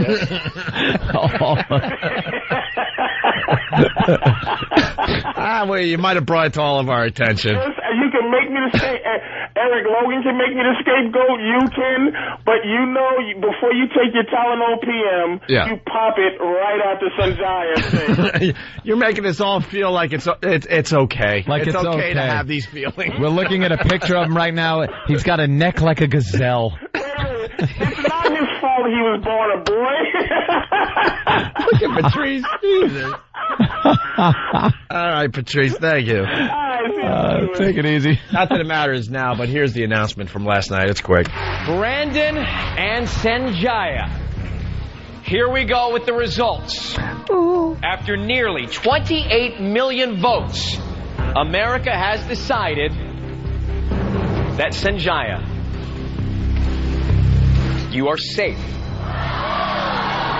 Brandon leaves us tonight. You hear the shock? audience gasp. Like, what the hell? Gasp. And then they start booing because they're like, stop already. This was fun for a couple weeks, but enough. You know when I last heard that gasp? It was when the towers fell. Listen to the gasp that those people... Oh! The OJ verdict. Yeah, the OJ verdict. Another gasp like that. Listen to this. That Sanjaya, you are safe. Brandon leaves us tonight on American Idol. Sanjaya, you may have a seat. Congratulations, Sanjaya. Ladies and gentlemen, Brandon Rogers. You hear the boos in there? Yeah. How do you stand? You must feel like the biggest tool ever. That's what I'm... It's like, okay. Well, he just smiles real big with his teeth and his big eyes and just goes and sits down again. And I hate this show, but now I'm watching because of this Patrice angle. It's hilarious. And then the local news here in New York, Fox, they did a piece on Sanjaya. They did. On his hair or something. The song choice was acceptable, but the hairdo, a huge do not. Every week, the boy sports another curious coif, making even Jessica Simpson's hairstyles look stagnant. Hey, then it came to me. Could this be Sanjaya's secret weapon? I think the hair might be a secret weapon. It makes him look very lovable, kind of like a cute little puppy, and he's just very sweet. So his hair definitely has some power. I'll tell you this much. I couldn't name another contestant on the show. Oh, of course not. Why would you want to? Actually, Melinda Doolittle. I know. Doolittle, because she got a wacky Dr. Doolittle name. That whole clip was just depressing. People actually talking about that and then talking to people on the streets, and they can what do you think? Intelligently talk about it, too. Like, yeah. Well, I think the hair thing is just blah, blah, blah. Yeah, that's making the difference, I think, in the voting. It's. Let's go to Mike in New Orleans. Mike?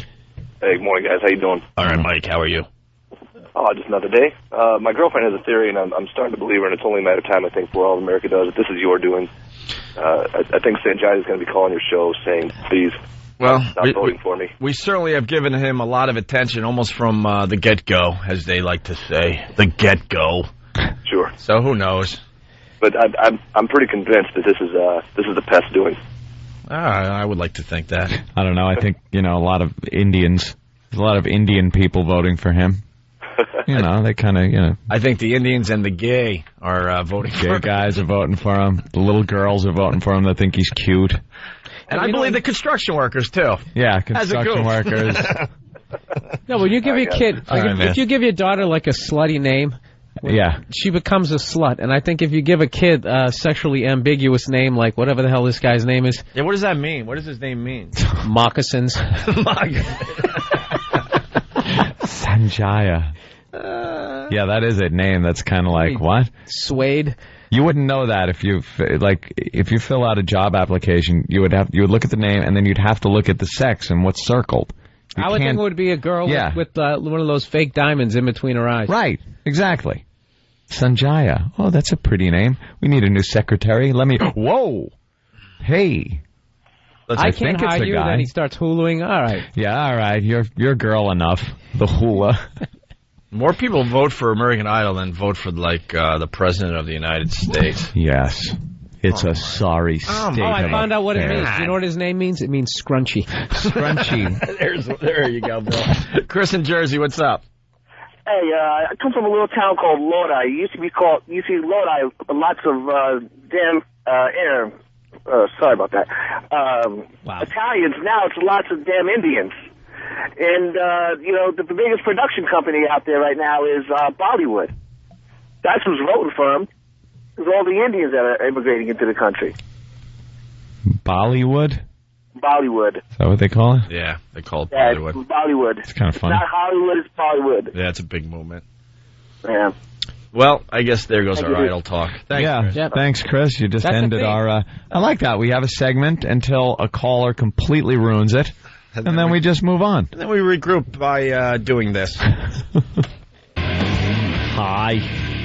Opie and Anthony Show. How are you today? You know what we missed yesterday? I don't think we even mentioned Whip 'Em Out Wednesday yesterday. I was listening to the replay. I'm like, what the hell is wrong with us? It made me all confused. Like, I depend on that, so I even know what day of the week it is. I thought it was Tuesday yesterday. It's our hump day. Yes. And it was a beautiful day in New York. We should have been talking about it the entire show. I know. We blew it. It just shows you that we're really busy with the radio program. Yeah. Bill Burr in studio today. I think Caroline's next week. Oh, yeah, that's right. Bill Burr at Caroline's all next weekend. Go see Bill. Through the 25th, myspace.com/Bill Burr. See, he knows how to plug. There you go. Yeah. We get Patrice in here. We don't pay these guys. What they get from the show is hopefully a little more exposure, maybe a little more people showing up at the comedy shows. And then Patrice does a fine job for us, and then it's time to plug, and he's like, I don't know. You don't know where he is. No, it's because he's smitten with some hermaphrodite young lad. Don't forget about the O&A Traveling Virus Comedy Tour. First stop is Las Vegas, Nevada, August 14th. The Joint, Hard Rock Hotel and Casino. We're pretty much taking over the Hard Rock Hotel and Casino on April 14th. We got a great lineup. We got Norton, we got Joe Rogan, Louis C.K., Frank Caliendo, Bob Kelly, Rich Voss, Otto and George, Ralphie May, and maybe one more comedian. And tickets go on sale tomorrow at 6 a.m. local Vegas time. Yeah. What night of the week is that? The 14th? It better be a Saturday because we don't get any days off from this radio show. We fly in, do the show, and fly out. When is this press conference? I guess Saturday, like early afternoon before the show. Early afternoon? I believe the show? so, yeah. What time's the show? Probably 8 o'clock. All right, so it's before that. Because I was plotting out my entire schedule for that weekend where I want to... Dude, we don't even have time to eat. How are you plotting out a schedule? No, it's a sleep schedule that will work it out so I can, like, be asleep on the plane, and then when I get there, I'm going to, like... dinner, and then hit the casino. This is Friday night. Here's my plan. Friday night, then a casino like all-nighter. And then Saturday, sleep all goddamn day. That ain't happening. But when's the press conference? That's what I need to know. I think it's like going to be in the early afternoon. That wrecks everything. Well, then I'll sleep right up until then. But you'll play cards right up until then. No. I'll get back to the room and then sleep Saturday like when it's light out the whole time. You play cards till 7 or 8 in the morning when you're out there. But this is my plan. It's not. And then Saturday, then we do the show. Your planning always. Then we do the show, and then instead of going to sleep or to bed or anything, hit the casino, stay up the entire time until we leave for the airport. No. Then once I get on the plane, time machine mode, cryogenic freeze, I'm asleep. After the show, there's only a couple hours before you fly out. Yeah. So how are you going to gamble? Everything's going to be packed and ready to go. All right. I hit the casino until Kenny tells us we're leaving. All right. And then I get on the plane, sleep the entire flight Sounds back. like a great plan. We'll see if it works out. Watch. But it works too. I think Opie's saying your plan sucks, Anthony. My plan's great. He's saying I can't do it. No, he can't do it. He'll try, though. You should go the he'll other give it the route. old college try. But, What's the other route? You know, you fly out to Vegas Friday night. You get an 8-ball. Oh, right, just go with me on this one. I'm going with you, an 8-ball. Then you really stay up. Until, like, the next Thursday. Yeah. And, you know, the crowd will be loving you like, wow, you know, Opie was funny, but that Anthony, that energy. He's so energetic on stage. It's amazing. Well, listen, tickets go on sale Friday. Hold on. Tomorrow at 6 a.m. Local Vegas time. They want this info out there. 9 a.m. Eastern time because a lot of people are thinking of flying in. It's a small venue. This thing will sell out. You get your tickets through Ticketmaster. Pre-sale tickets go on sale today at 1 p.m. Vegas time. 1 p.m. Vegas time today. Tickets will start going on sale for the Vegas listeners especially. And you can go to extremeradio.com, XTREME radio.com for more info, or opieandanthony.com has all the info. But we're very excited. During the press conference out there, we'll announce all the other tour dates. I think we're doing a total of, 10 this year. 10. 10. Yeah. Wow. All right. Turning into a huge thing. That's like our whole summer. Yeah. Now you get to see what it's like to be a comedian. Exactly. Flying into all kinds of exciting cities. Yeah. Flying into all kinds of scenarios. For a day, and then leaving. Yeah. Duluth, Minnesota. Woo! This is great. How we doing? See, this is what scares me about this thing. Last year it was like 4 dates, and they were, they were fine cities. We like going to these cities. This year it's 10 cities, and we still like going to these places. If it explodes this summer, then we're talking Duluth and all that other crap. It's a 150 city tour while they do their radio show. Next year could be the ugly year where it's like, oh no. Oh, what did we do? Oh no. Created a monster. Allentown, Pennsylvania. Yeah, we're rocking Allentown tonight. I gotta tell you, Allentown, how you doing? Like throwing a hot dog down a hallway. Rhinelander, Wisconsin. Hey, how you doing? Just trying to think of all these cities my college agent used to send me to. Is it Hayes, Nebraska? Oh, these places were like Indians were still running wild. Some of these places I was going to. Like to bring out Susan Anton. Let's go to Rick in Jersey. Rick. Yo. Hey, what's up, Rick? Yeah, man. What is it? April or August? Did I say August in there? Yeah. Oh, what a dope. April 14th. I'm sorry. August. Wow. Really? No one else picked up on that? I didn't. I'm sorry. I'm trying to figure out which one it is. I want to get to it. All right. Yeah, obviously April 14th is the first one. Is that Rocky Balboa? All right, thank you, sir. I'm trying to figure out which one it is. Hey, Bill, you were mentioning court shows. We were talking during the break about like TV shows that were like massively huge and then went away like that. Yeah. Who Wants to Be a Millionaire, even though it's in syndication with Meredith Vieira. That, and a show that was giant, The Weakest Link. Dumbest show. Show was like, had this stupid catchphrase that everybody was just saying, and it had huge ratings. It had that obnoxious English woman, and then gone. No one even remembers it anymore. And Weakest Link, the same thing, because we were talking about Regis with his bypass surgery. I'm getting bypassed. He got it done. It was a success. Success. Of course it was a success. Godspeed, Regis. That's like just like working on your car at this point. Is that what it is? It's like tonsils. Well, maybe now. not you personally working on your car, but an expert working on your car. You would think the way he talks, he could just naturally clear it out just by yelling. Yeah, that would just like... I don't know, Gelman. And that would just... There it is. The clog's gone. Yeah, that would take care of the clogs, the plaque. Just move things through his body. I give myself vocal angioplasty. It's amazing. Feeling a tightness in my chest. My chest hurts. Now it's gone. Joy.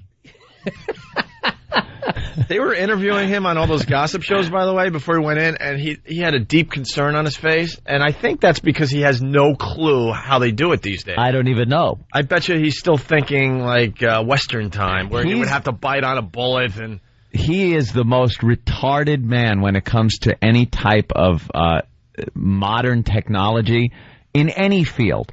You talk to him about things, and like some of these guests, I've seen the show, and people come up and go, "Yeah, I do. I'm acting in a movie and stuff, but I did a voice for a video game. Video game? What is this? What is this video game? I keep hearing about it. What is it? A game or a video?" And he has no clue. Computers, they try to teach him. Like, I watched the show where they had a computer expert come out because the running gag was Regis knows nothing about computers. And you know it wasn't a gag. The guy just knows nothing. And he's like, and they're telling me, point and click. What is it? Point and click. It's the easiest thing on a computer you could do.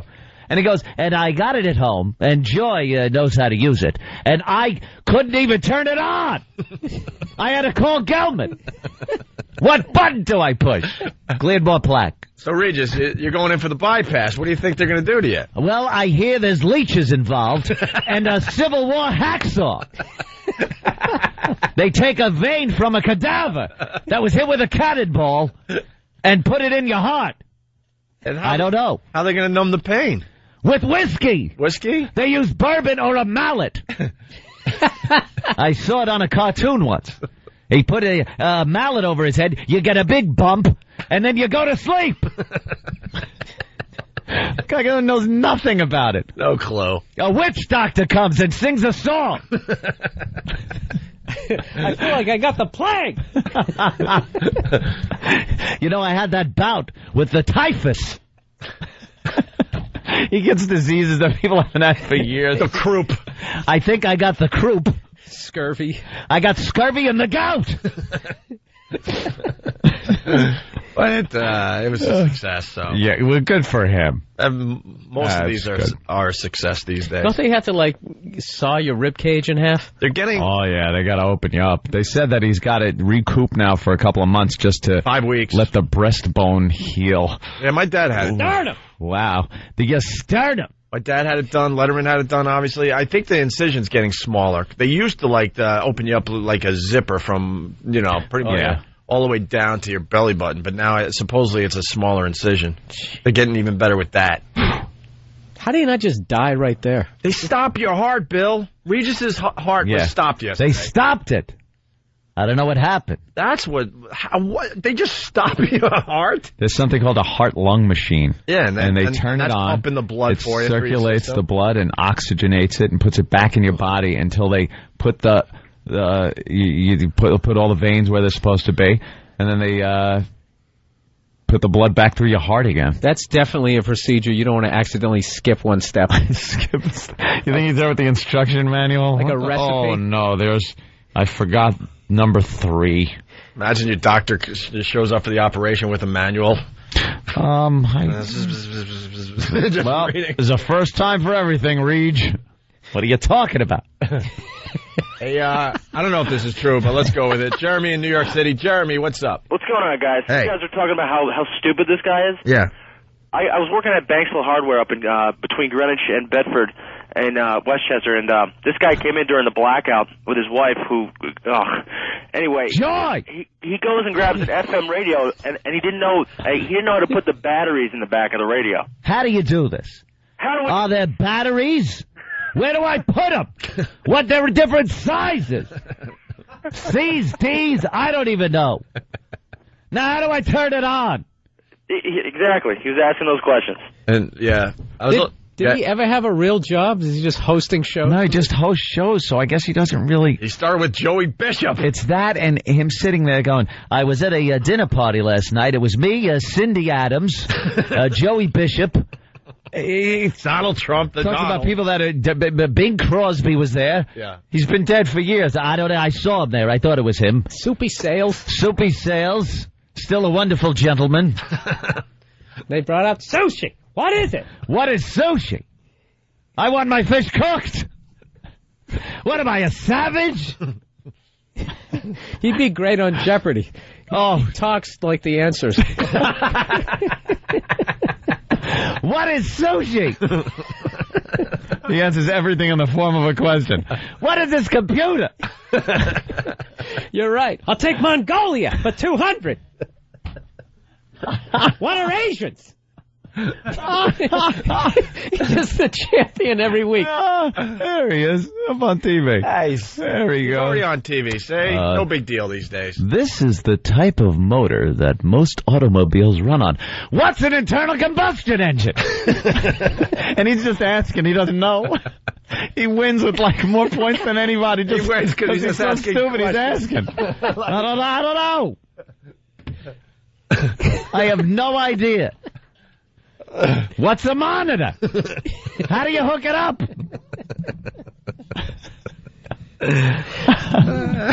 What's a flat screen television? No, I mean, what is it? What is a cutlass? Spanish American War for 700.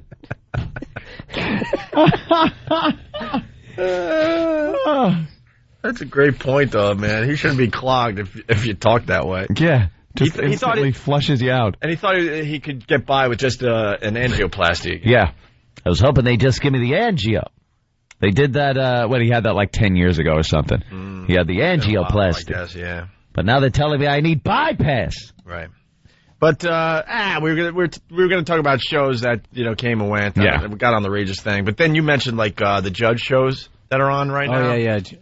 Oh, there's so many of them now, too. Judge Judy and Judge Brown and but they're all the same mold, They're the supreme power.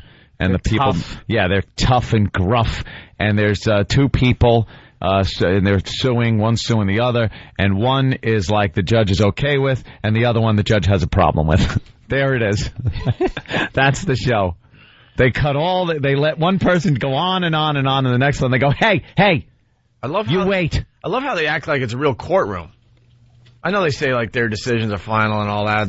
They have some kind of mumbo jumbo paperwork you sign. But they're not real judges But anymore. They're like retired. Yeah, but you're not going to get in real trouble like you would in a real courthouse. Yeah, get thrown in jail for contempt. That's why I don't understand why these. What is contempt? I don't understand why these people don't No go idea. after these TV judges more. We do have a clip we're going to play for Bill where it got a little crazy. But Yeah, I like this clip because I can't stand like Judge Judy. Just that whole. Like that false anger, screaming at people, and she has to remind people really that mad she's a at tough cookie from the Bronx Hey. or Brooklyn. I grew up in Brooklyn, Yeah. she's playing to the crowd. Yeah, the crowd. Right. The paid gallery. audience. But this is Judge Milan, I believe. This is a great clip. Listen to this. By the way, you're right. We haven't finished with April. In your letter. Nor have we addressed privity. Hold on a second, honey. I'm counselor. I am directing these proceedings. And I'm Doctor, in here, not Honey. I'm sorry. And I'm Dr. McCaffrey and not Honey. Appreciate it. You were Dr. McCaffrey? I am. See, the beauty is you're not allowed to show up these TV judges. Nope. That makes them look. That's their power base. Yeah. But she called him honey? Yeah, that's complete disrespect on any level, whether he's a doctor or not. She was doing it like sassy. Yeah, you wouldn't call her honey. Hey, do you have evidence on this bill? Yeah, honey, I got this bill here that they... What? Yeah, Toots, hold on. I love It's this here guy. somewhere. Oh, it gets much better. Appreciate it. You were Dr. McCaffrey? I am indeed. Would you rather I call you counselor, doctor, or anything else? How about Dr. McCaffrey, Your Honor? It creates a tone of respect. Where I'm from, you sort of got to earn that. Guess what? Where I'm from, you're born with it. Oh, see, and all these judges where I'm from, like, I'm from the tough streets of Brooklyn back in the day. No, he called her out because she tried to pull that, let me tell you something. Yeah. Sweetheart. Well, you're supposed to call her Your Honor. She didn't earn any respect to be called Your Honor. You just know it because that's her title. And you're supposed to call her that. Like a doctor, you're supposed to say doctor. You're not supposed to wait until he earns his respect as a doctor.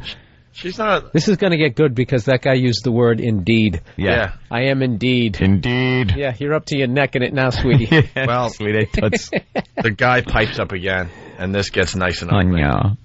You make this purchase. It's supposed to be a happy day in your life. This is like financial security for you for quite some time. And instead, you gotta jerk around with this for the next year. Watch yourself, Your Honor. Get out of my courtroom.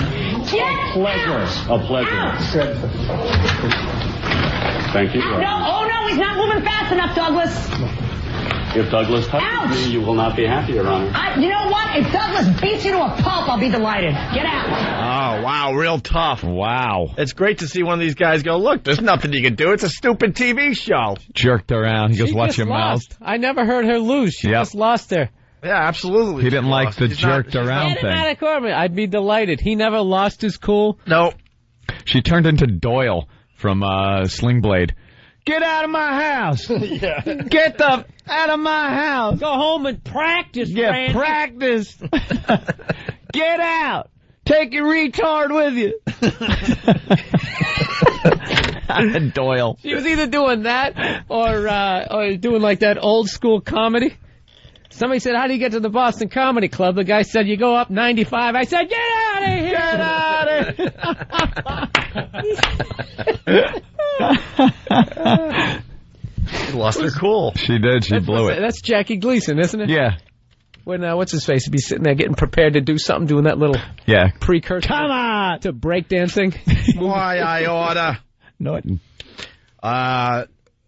And then we got to play the cat thing, and then we're going to break, and Greg Proops is joining the program.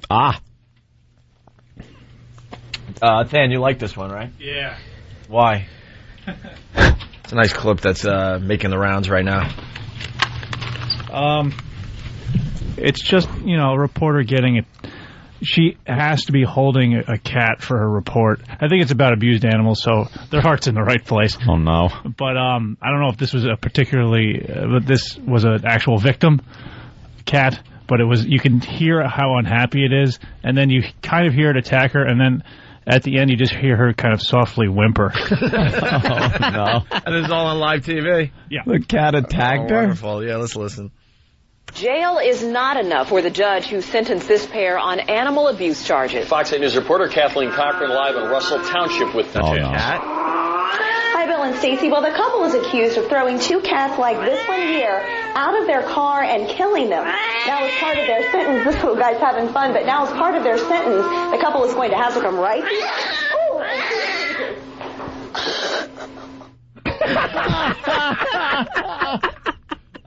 What a dope the reporter is.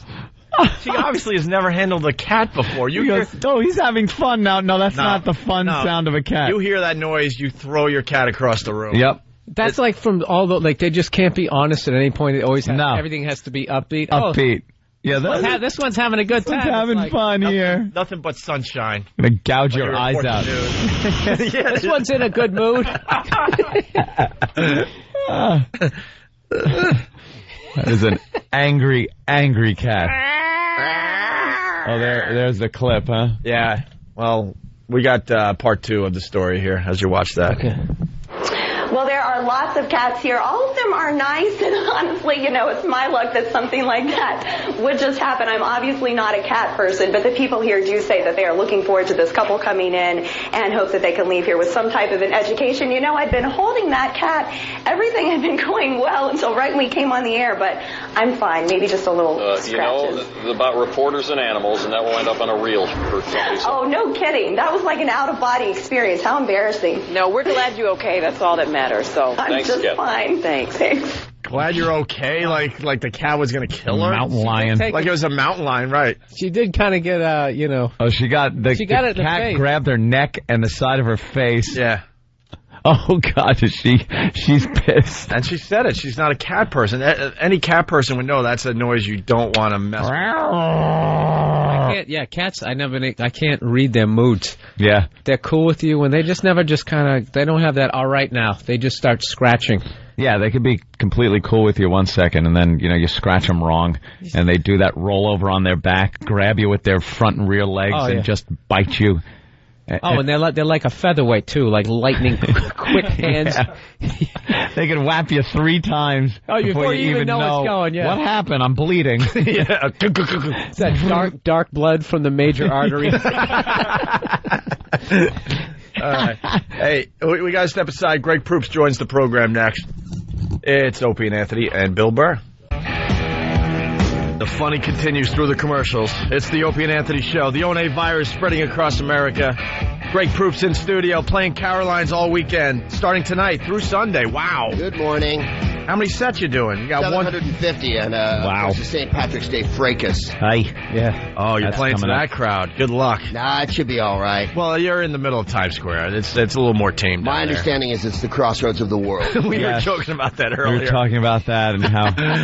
Do they? I don't think. Noose and turbans and whatnot. It's fantastic. Yeah. I don't think Carolines has that announcement anymore before the shows. Do they not? I used to love that. I know. They used to have this announcement, if we're in Carolines here in New York City, where it was like, you're in Carolines on Broadway at the crossroads of the world. Yeah. It sounded like you were in the most important place, and then some guy comes up and is like, yeah, how you doing? I'm throwing a hot dog down a hallway. Crossroads of the world. Excuse me, how do I get to Europe from here? There's no signage. Bill pointed out they have an M&M's factory, basically. Yeah, right down the street. It's all at the crossroads of the world. Flip-flops and TGI tank Friday, tops. hula hands. The crossroads the of the Olive world Garden. really have some guy spray painting planets and unicorns on the street. All nations are represented. Yeah. That's what makes it the crossroads of the world. You got the naked cowboy over there. Oh, yeah. Cowboy? Great. Picture a statue of George M. Cohn. It's nice. Great stuff. That's why I like Las Vegas, because they have like all the different cities. It's like white trash Europe. Like, I don't need to go over there and go to all of them. I'll go to the New York casino. I've been to Italy. I went to the Venice. Hey, you're making fun of Anthony now. Anthony does this down in Disney. Oh, that's when I go down to Disney World and go to Epcot. Why travel when Morocco is like right next to Germany? With someone in a Winnie the Pooh suit. I could go in there and get a beer stein from Germany with all the different dates on it of all the different eras in German history, except for one they leave out in Disney. It seems the 30s and the beginning part of the 40s are just no reference made whatsoever to Germany at the Germany Epcot. Not so many hot memories in the beer garden during that period. No. They were sold out of the Hitler flask. Yeah, what happened? I want some Third Reich stuff over there. No Jews in this bathroom, okay? If you don't mind. It all goes with the theme. There's nothing, don't take it personally, but if you're Jewish, please move down to, like, the American section. We don't want you here in the German section. Nothing to see here. Move along. I'm sure they leave out a few countries, too. I don't think there's, like, an Eritrea exhibit or something. No, nothing like that. The flies off this. No, there's no Sudan. You don't get any of that. No, sadly. Only the pretty ones, the nice ones, are represented. Yeah, France. Yeah, France. Lovely Italy, places like that. Italy, you could eat at these places. Mexico. Yeah. You can eat at these places. Wonderful. Yeah. No Estonia. I said, people are so, conditioned, too, at Disney to listen to anybody. Like, you don't want to break the rules because it's the happiest place on earth. So, me and my girlfriend were eating in the Mexican pavilion in Disney, and it's inside, yet it looks like you're outside in Mexico. It's like almost like a planetarium atmosphere where it looks, you see a sky, a pyramid type thing in the background, and like a Mayan thing. And we're sitting there right where there's a ride in the restaurant, a little boat ride that goes through the history of Mexico, and it comes out right next to our table, pretty much in the water. And I would just go, because people would kick back in the dark and put their feet up on the boat. And like everyone would do this to get comfortable. And I would just yell out as they came out, Feet off the front of the boat, please. And get shocked and put their feet down and sit up straight. And then I just started giving real bad requests, like no touching other people in the boat, please. When someone had their arm around their girlfriend, and someone would look and actually take their arm away. No matter what I said, people were doing. I felt like just jump in the water. Drown yourself, kill yourself, please. You should have got that on video. They get so scared of breaking Disney rules because you know they take you back like old school casinos and break your hands. Mexico. What is it? Everything was great, and then white people showed up. It was something like that. How we ruined everything. And that boat that goes by, were people trying to swim across the river? Yeah, they were trying to swim to freedom. They were swimming to the American Pavilion, which was right across. Take them across. Coyote. It was horrible. In the restaurant, they found a truck full of dead Mexicans that died from the heat in the Disney's kitchen. Building a wall on one side near the kitchen to keep people out. Yeah. The Minutemen. Disney Minutemen. I know Disney's history. Fantastic. Hey, you're up on your politics, obviously. We know that. So what do you think? Black president, female president? Is it going to happen this time?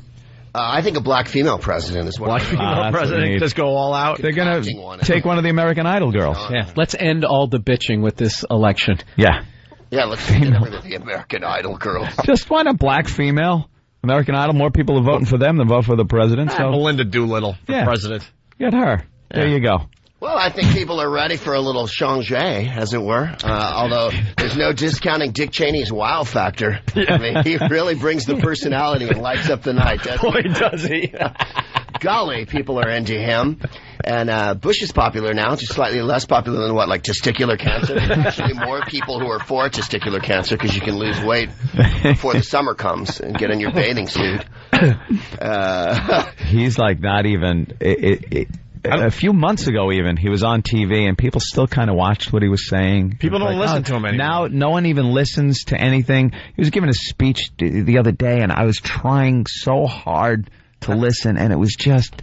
I'm completely at the just shut up point. Just stay in the White House until... Just get this over with and get my show back on, please. Yeah. Nothing to see here. Well, they have loads of polls. I think there's polls. Many polls say that people just wish it would be over. Basically, yeah, just they've reached get the it point done. of irrelevance. We're done. Well, dude, he went down to South America in the middle of the worst 2 weeks of his. Pick your 2 weeks, but this was a ratty 2 weeks. Yeah, and he went to South America, where, if anywhere, the only place on earth they hate him more than at home. I mean, if you could have chosen a place where you're going to go where they're going to spit at you and put signs up. My favorite one was Puerco Tirano, pig tyrant. Pig tyrant. Puerco of the Tirano. Charming language. It loses something in the translation. I'm sure it's more alliterative. I need a T-shirt with that on it. Anytime he's giving a speech in like another country, you can hear the protesters being like hosed off. Oh, like, down the street, there's like dogs and stuff. I think America's doing great in this part of the world. You know what it is? Here in America, when he gives a speech, they like put a perimeter up that's ridiculous. When he goes to other countries, they're like, all right, set these people aside, but you could still hear them in the background. Like you're saying, you hear like the cops firing off tear gas and whatever else they need to do. Who's that guy down there who just, Hugo Chavez? Yeah. Who's just saying you can smell sulfur? Where he was standing by the podium at the UN. He's a political corpse this time. Instead of saying, I can no longer smell the sulfur, he's a political corpse. So basically, the president of Venezuela has written him off as irrelevant at this point. And he went down to talk about biofuels. Yes, biofuels. A guy from Texas whose family's in oil went down to talk about biofuels to Brazil. They can make it out of corn and wheat. No, he's on a roll. He's on a real roll. And I was just in Washington 2 days ago, and the Attorney General came out and said mistakes were made. Yeah. my favorite blanket. Mistakes were made. They used a loophole, I love this, in the Patriot Act to just kind of fire and rehire some attorney generals without any congressional input or having to go before Congress and be approved. And it was just like, well, some mistakes were made. And I think the fact that the Republicans and the Democrats are coming out against this, it proves there's some mistakes. Some mistakes. Why can't we use that in our own lives? To get out of crap. Hey, so, I was smoking some weed and had a brick and I'm selling it to people. Some mistakes were made. Oh, okay. Can I go? You're free to go, sure. The fact that the cops arrested me shows that some mistakes were made. No, it is wild. They don't admit anything. But then, Cheney keeps saying that we're winning the war and that people who are opposed to the war are what are causing us to lose it. Yeah. The logic of that is inescapable. I don't I don't see that. We're there, putting the troops in harm's way. I at this point, I don't think it has anything to do with the protesters. I'll be honest with you. I think with all the protesting and stuff, because a lot of people were turned off by the Hollywood, as they call it, the Hollywood elite coming out against the war, because it's business as usual. So people that were for this military operation were like, oh, screw you. These people live in their ivory towers. They don't know what's really going on. But even the hardcore people that were behind this war didn't need to listen to protesters. All you had to do was kind of just watch and say, wow, this ain't working. You didn't need anyone to tell you it's not working. It ain't working. Something is amiss when, they're doing cute little stories on the news, and then as a little tag you hear 138 people were blown to bits today in Iraq, and children in school. They can play that game, because it's not like an army to defeat over there. They're just going to sit there picking off our guys. Yeah, there's no winning or losing over there. There's trying to gain control of a situation, which they're obviously not doing. You either got to go balls out or leave. There's no middle ground of just let's keep sending dribs and drabs of people there. You need to occupy a country by sending in so many troops that you could have them everywhere, so no one could put together a goddamn transistor radio wire without you knowing that they're doing something. But they just send enough people. It's just enough people to blow up at random. That seems to be what we're doing. The only way to successfully occupy a country is you have to commit genocide. That's the only way to do it. Yeah, pretty much. Which you don't want to do. So this, you got to do what we did to the Indians, which was brutal. Or Japan. We wouldn't have St. Louis if we didn't. No. Hey, good old St. Lou. I mean, Japan. You're going back a few years, but Japan was pretty devastated after the war, and we sent in an occupying force until things got better. There weren't happy people there. I'm sure all the Japanese weren't walking around going, yay, the Americans are here. We helped them out, though. But again, that was a war of armies. That's just it. They keep saying that this isn't a civil war, which is like holy fallacious, They're killing thousands wait for the moment to fight each other. based on just their beliefs. Yeah.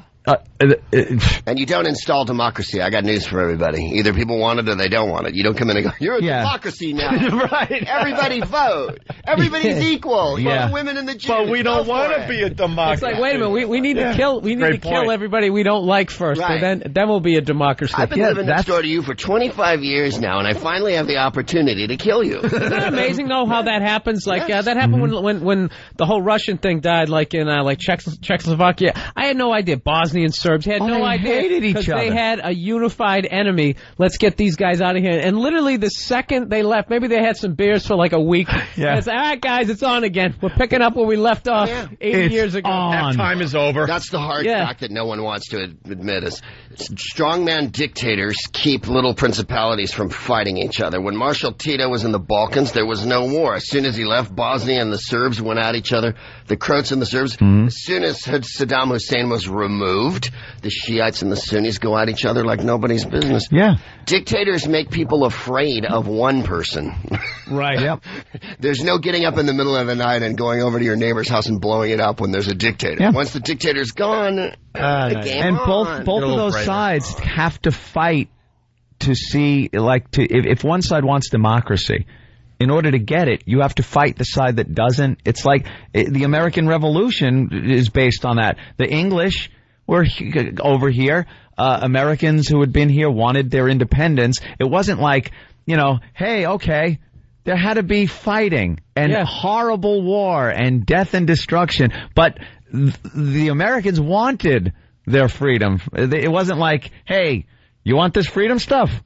You want some freedom? Take it whether you like it or not. Plus, the revolution was never overwhelmingly popular even in this country. It was probably about 50-60% of people that wanted it. Yeah. There was many Tories and people on the English side in America during the revolution. Yeah. That's why it took 8 years. And I'm sure they were all doing the Cheney thing in England for the whole 8 years. Don't worry, it's not a civil war. They're going to win. Listen, they're in the last throes of the insurgency.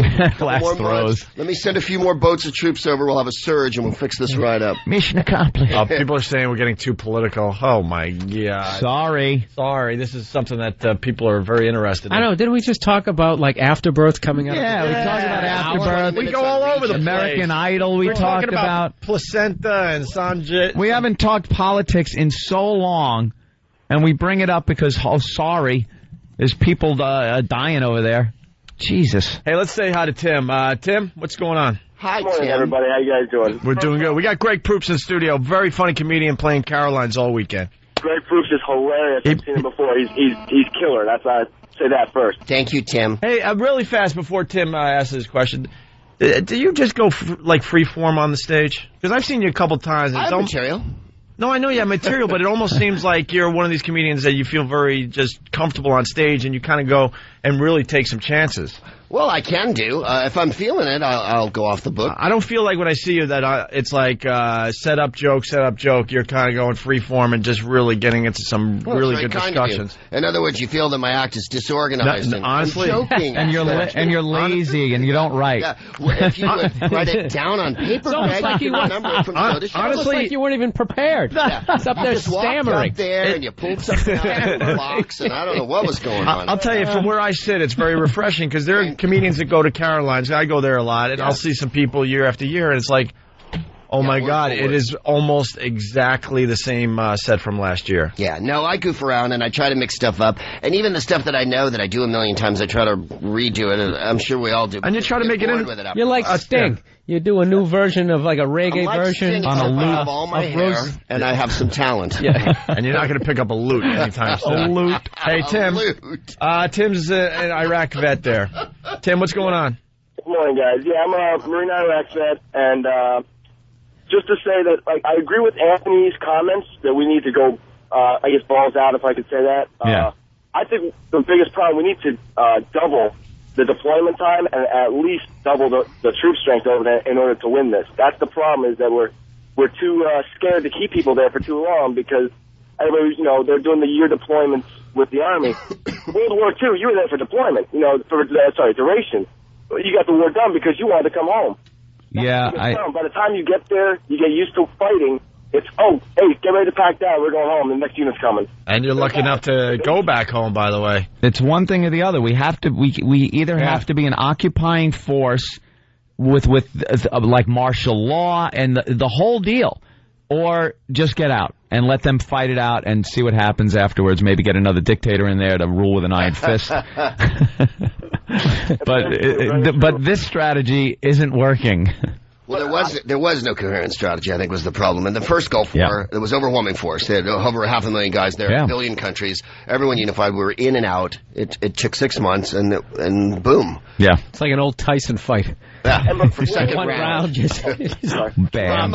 Oh, you're dead. Another thing, though, you guys should know as well as anybody about how the media likes to portray something the way they want it to seem. Mm-hmm. Like, when I was there, I was only there back in 2005, and the thing is, a lot of the people really, really do like us there. I didn't come across many civilians that didn't like us. I mean, kids, men, women, children, everybody would come up to us and hug us and kiss us and thank us. And it was more people from, like, other countries, like, Yemen and Saudi. That's where a lot of these, insurgents are coming from. It's not just Iraqis. It's a lot of people a lot of radical Muslims that just don't like us, and that's the battleground is Iraq. A lot of the people really do want freedom and really do support us and love having us there. Yeah, it seems like Iraq has turned into... Puts out the way they want it to sell papers, the way they want to sell the news. They make it seem like everybody hates us there. Yeah. I mean, I'm still 100% behind the war, and, I mean, it's just the media is the biggest problem with this entire war, and the politicians trying to control the war. Iraq's like Woodstock. This is the war we want from. We want this result. Do what you need to do to get it done instead of them nitpicking. That was the problem with Vietnam, and unfortunately we're repeating that because there's too many media and politicians playing a part in trying to control a war that generals who spent 30 years of their lives in the military should control a war. Yeah, every general that retires or, forced retirement or is removed or something that happens or he just leaves always comes out and says, boy, they aren't listening to the generals. And they're the people that, maybe you should be listening to. It's so political, and once a war gets political like that, it's over. Oh. All right. Was it always like that? Thanks, Tim. Have a good morning, guys. I'm Not during the big one. All right. I'm saying, yeah. Your generals used to go in and go, Mr. President, go F yourself. This is what needs to be done. More importantly, kick your wheelchair over. Christine from Jersey wants to know, about your hair there, Greg Proops. She loves your hair. Who does your hair? I do my hair, but I have a small midget that I carry around in my suitcase with me, Otto of Secaucus. Just in case. Just a small Polish boy, and he climbs on top of my head, and we love the midget. Shellac. We love the midget. Big fans of the midget on the show. Different variety of products, a little spiker, little spray. It's not as high as it was, but I'm going for some vertical clearance this week. Some height, yeah. A little Jimmy Neutron action. A little bit. I think of Johnny Depp and Crybaby. Yeah. What was the Brad Pitt movie? There was a 90s one where he had a big... Johnny Suede. Thank you. Wow, we got a Brad Pitt fan among us, huh? Leningrad Cowboys. The hell was that? Wow, he couldn't wait to tell us the answer and to he that. Wore a giant booth in it, and he looked awesome, it has to be said. He had a tremendous wall of hair. I'm a big fan. My wife wants it down more, but I still like it big. What can I tell you? For me, it's all about the early 60s. What else is on your mind these days? We did the politics. Yeah, and we did the war. Got into that morass of non-humor that I'm so famous for on your show. Don't worry, we'll tell everyone how funny you are. Well, this is intelligent conversation. But anything else that you're thinking about these days? Anything on TV that kind of strikes you? That's it, really, no. Not thinking about anything else. Got nothing. I got nothing else. Sorry, I made myself hysterical. Got no opinions, no act. Tell you the truth, everything's cool. I mean, I don't know what everybody's so upset about TV and everything. People are just upset in general these days. You see a lot of sad people walking around the streets. I'm happy to be alive. Sorry. That's like the worst attitude a comedian could possibly have in the history of comedy. Hey, everything's cool. What's going on with you guys? Hey, you ever notice when things are great, candy tastes so good? It's no problem. Enjoying your food down there? All right, me too. Anyways. I don't find anything ridiculous. No, nothing's funny. Nothing is absurd. I love Tyra Banks because, and this is what we were talking about. Can't get enough of Tyra. I can't get enough. Black History Month was about her wearing a bikini. We did a whole thing. I mean, that's fantastic. She is, I don't think there's ever been a more self-absorbed person in the history of talk. It's like she's breaking new ground. It's absolutely the most innovative talk show in the history of talk. Every situation. Oprah, yeah, or even Kathy Lee in the old days. Someone would say, like, oh, my father got shot, and they go, that's terrible. If you say my father got shot to Tyra, she goes, one time, I was at the movies and I saw a guy get shot, and I know what it's like. Like, what? It doesn't matter. I have cancer. One time, I felt really bad, and I sat on a Snickers bar, and it felt like cancer. And you're like, what? They sold an autograph. Black History Month is you wearing a bikini? And she was crying, and she thought this opened up doors for other, whores out there? I mean, she's practically Harriet Tubman. Yeah. She really is. Just like her. She's Sojourner Truth. At one point, they Dr. sold King. an autographed poster of me at a charity for cancer. Yeah. She always makes it about herself, no matter what is being discussed on the show. She wore a fat suit for a couple hours. Yeah. That gave her insight into what it's like to be obese. I mean, first of all, our favorite was when she went homeless. Oh, yeah. For what, like 60 minutes? Yeah. With like a camera crew and food behind her. Right, with a van. And, like, she could go homeless, you know what I'm saying? There's a lot of booty going on these days. It wouldn't kill her to not eat for, like, an hour. And she did the fat suit, though. Yeah, that was fantastic to go homeless and then say you know what it's like. It's the most... Like, we always used to make fun of Geraldo Rivera once upon a day, you remember? Because he would inject himself into the story. Yeah. She's taken it one step further where there is no story about her, and the story doesn't make any sense whatsoever. It's like she would go up on stage at Caroline's, not tell a joke, and then come back and cry and go, now I know what it's like with him. It's so hard. Like, you didn't do anything. You didn't do... We got the Black History Month bathing suit clip. It's really quick. Yeah. All right, everyone, as we all know, February is Black History Month. And today, I'm honoring Black history by celebrating an event that not only changed my life and the direction of my career, don't drink coffee. But more importantly, it impacted the face of beauty for women of color everywhere. This month marks the 10-year anniversary of my appearance on the cover I think we all remember where we were. Magazine's Swimsuit Yeah. edition. That isn't a joke, Phil. Bill looked like, wait a minute. This is like that's not right. That's not real. It sounds like an SNL I have skit. a dream.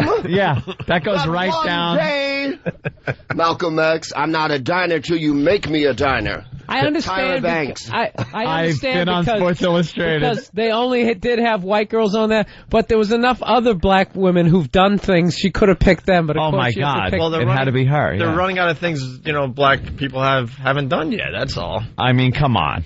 How many times can you talk about George Washington Carver and that goddamn peanut? Right. But and then So it's time for Tyra. this is really quick too, and it wraps it up. And it meant so much to me because the moment the decision to put me on that cover was made, it was a decision to recognize and celebrate black beauty. And ultimately, what that SI cover did was it enabled young women of color to realize that they can Be dream sluts. big. Are It was you because of kidding me? The operative word was me. She said it meant so much to me. To me. When it happened, as you may recall, since it wasn't ancient history shrouded in the mists of time, we're talking about 10 years ago, not like when volcanoes were all over the earth and the sky was black and there were pterodactyls flying and plucking your baby from its nest.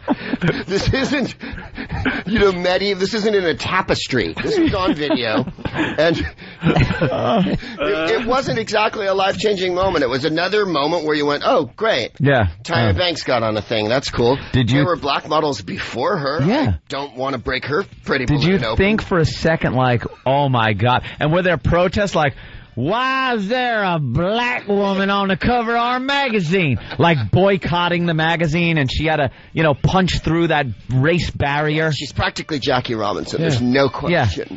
Believe me, the hardest core racist would still wind up cranking it to her. I know. It's on like, that, I don't care what race the girl is. If she's hot and she's hot, it doesn't matter. It overlooks that salient fact about men. It really doesn't. Yeah. They can even have one eye. If they're hot, right. it's on. It's on. Exactly. It could be a Cyclops issue. God, we're on the same page because we had a lot of fun with that. Oh, she's the worst.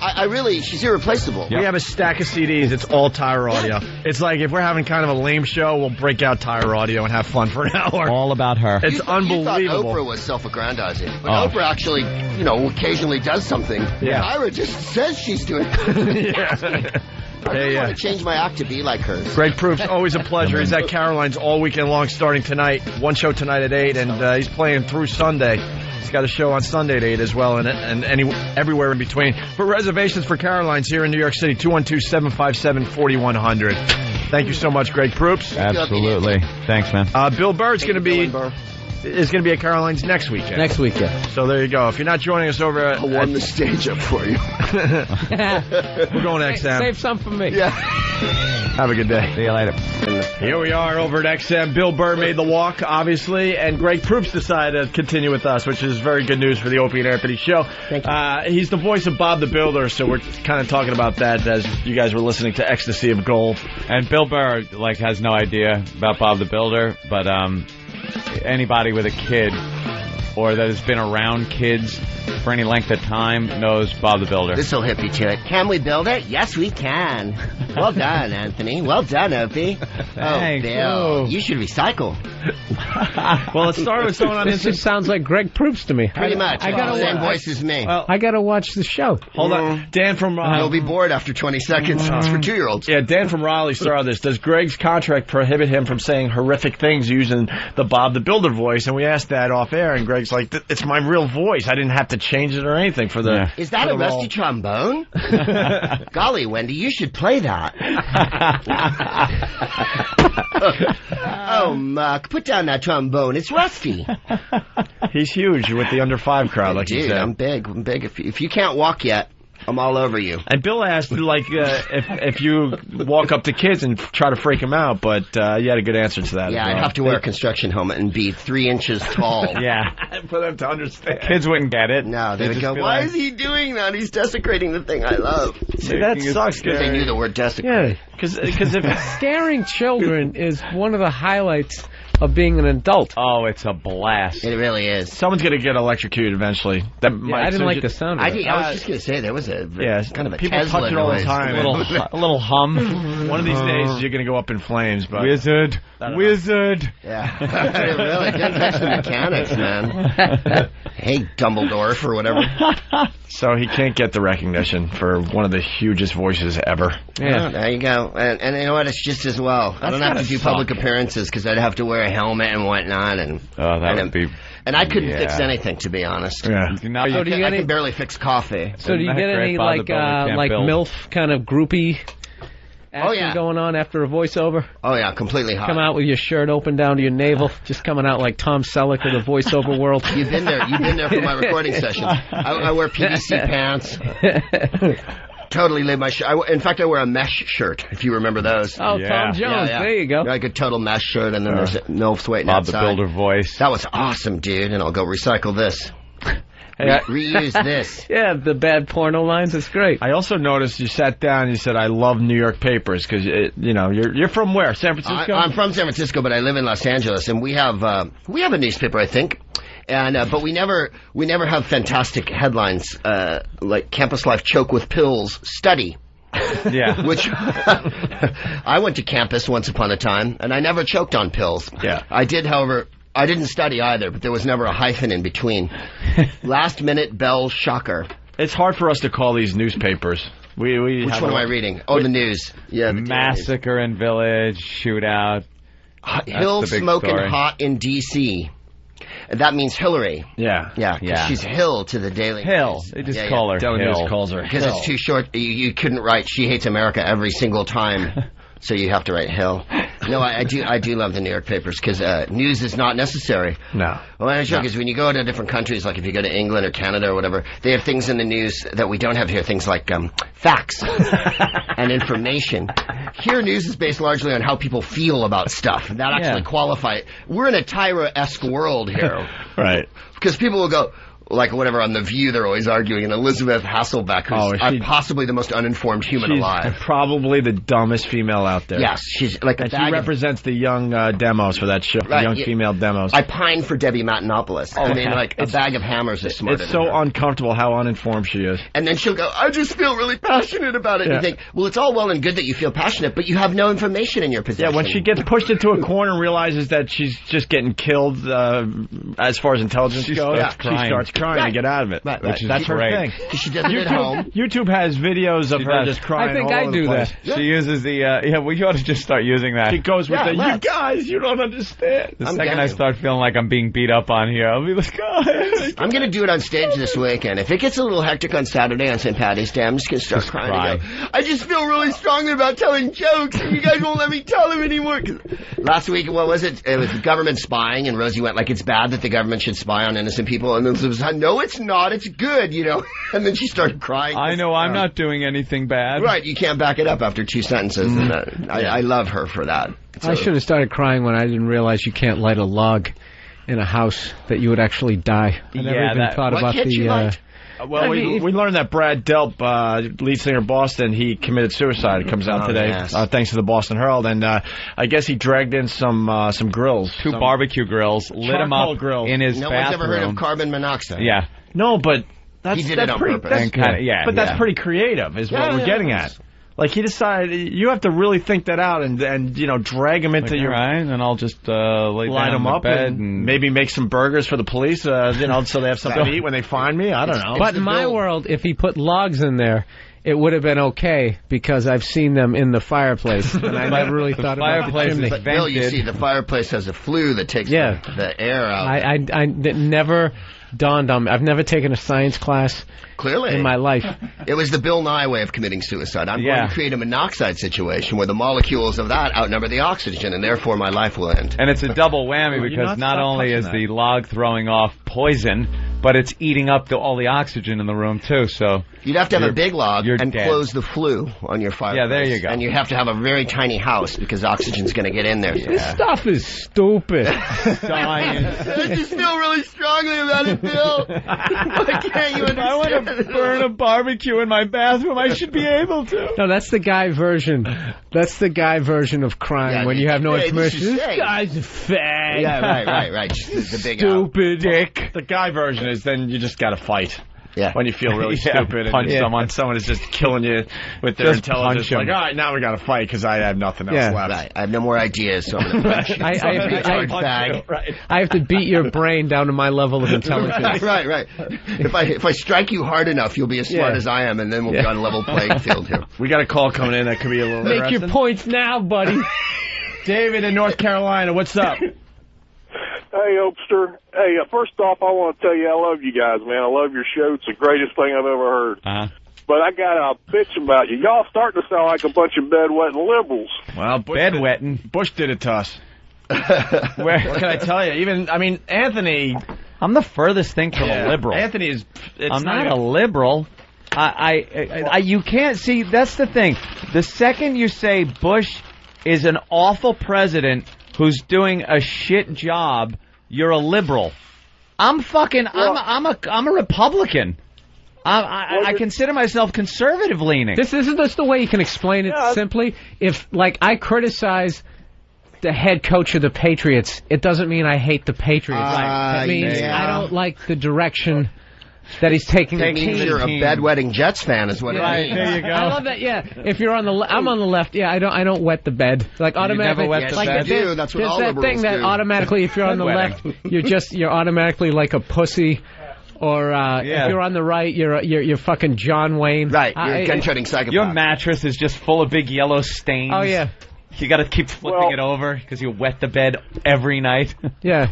You sound like some Jesus freak conservative. Yeah, really? Bill Burr, I love you, man. I think you're great, but you're hopeless.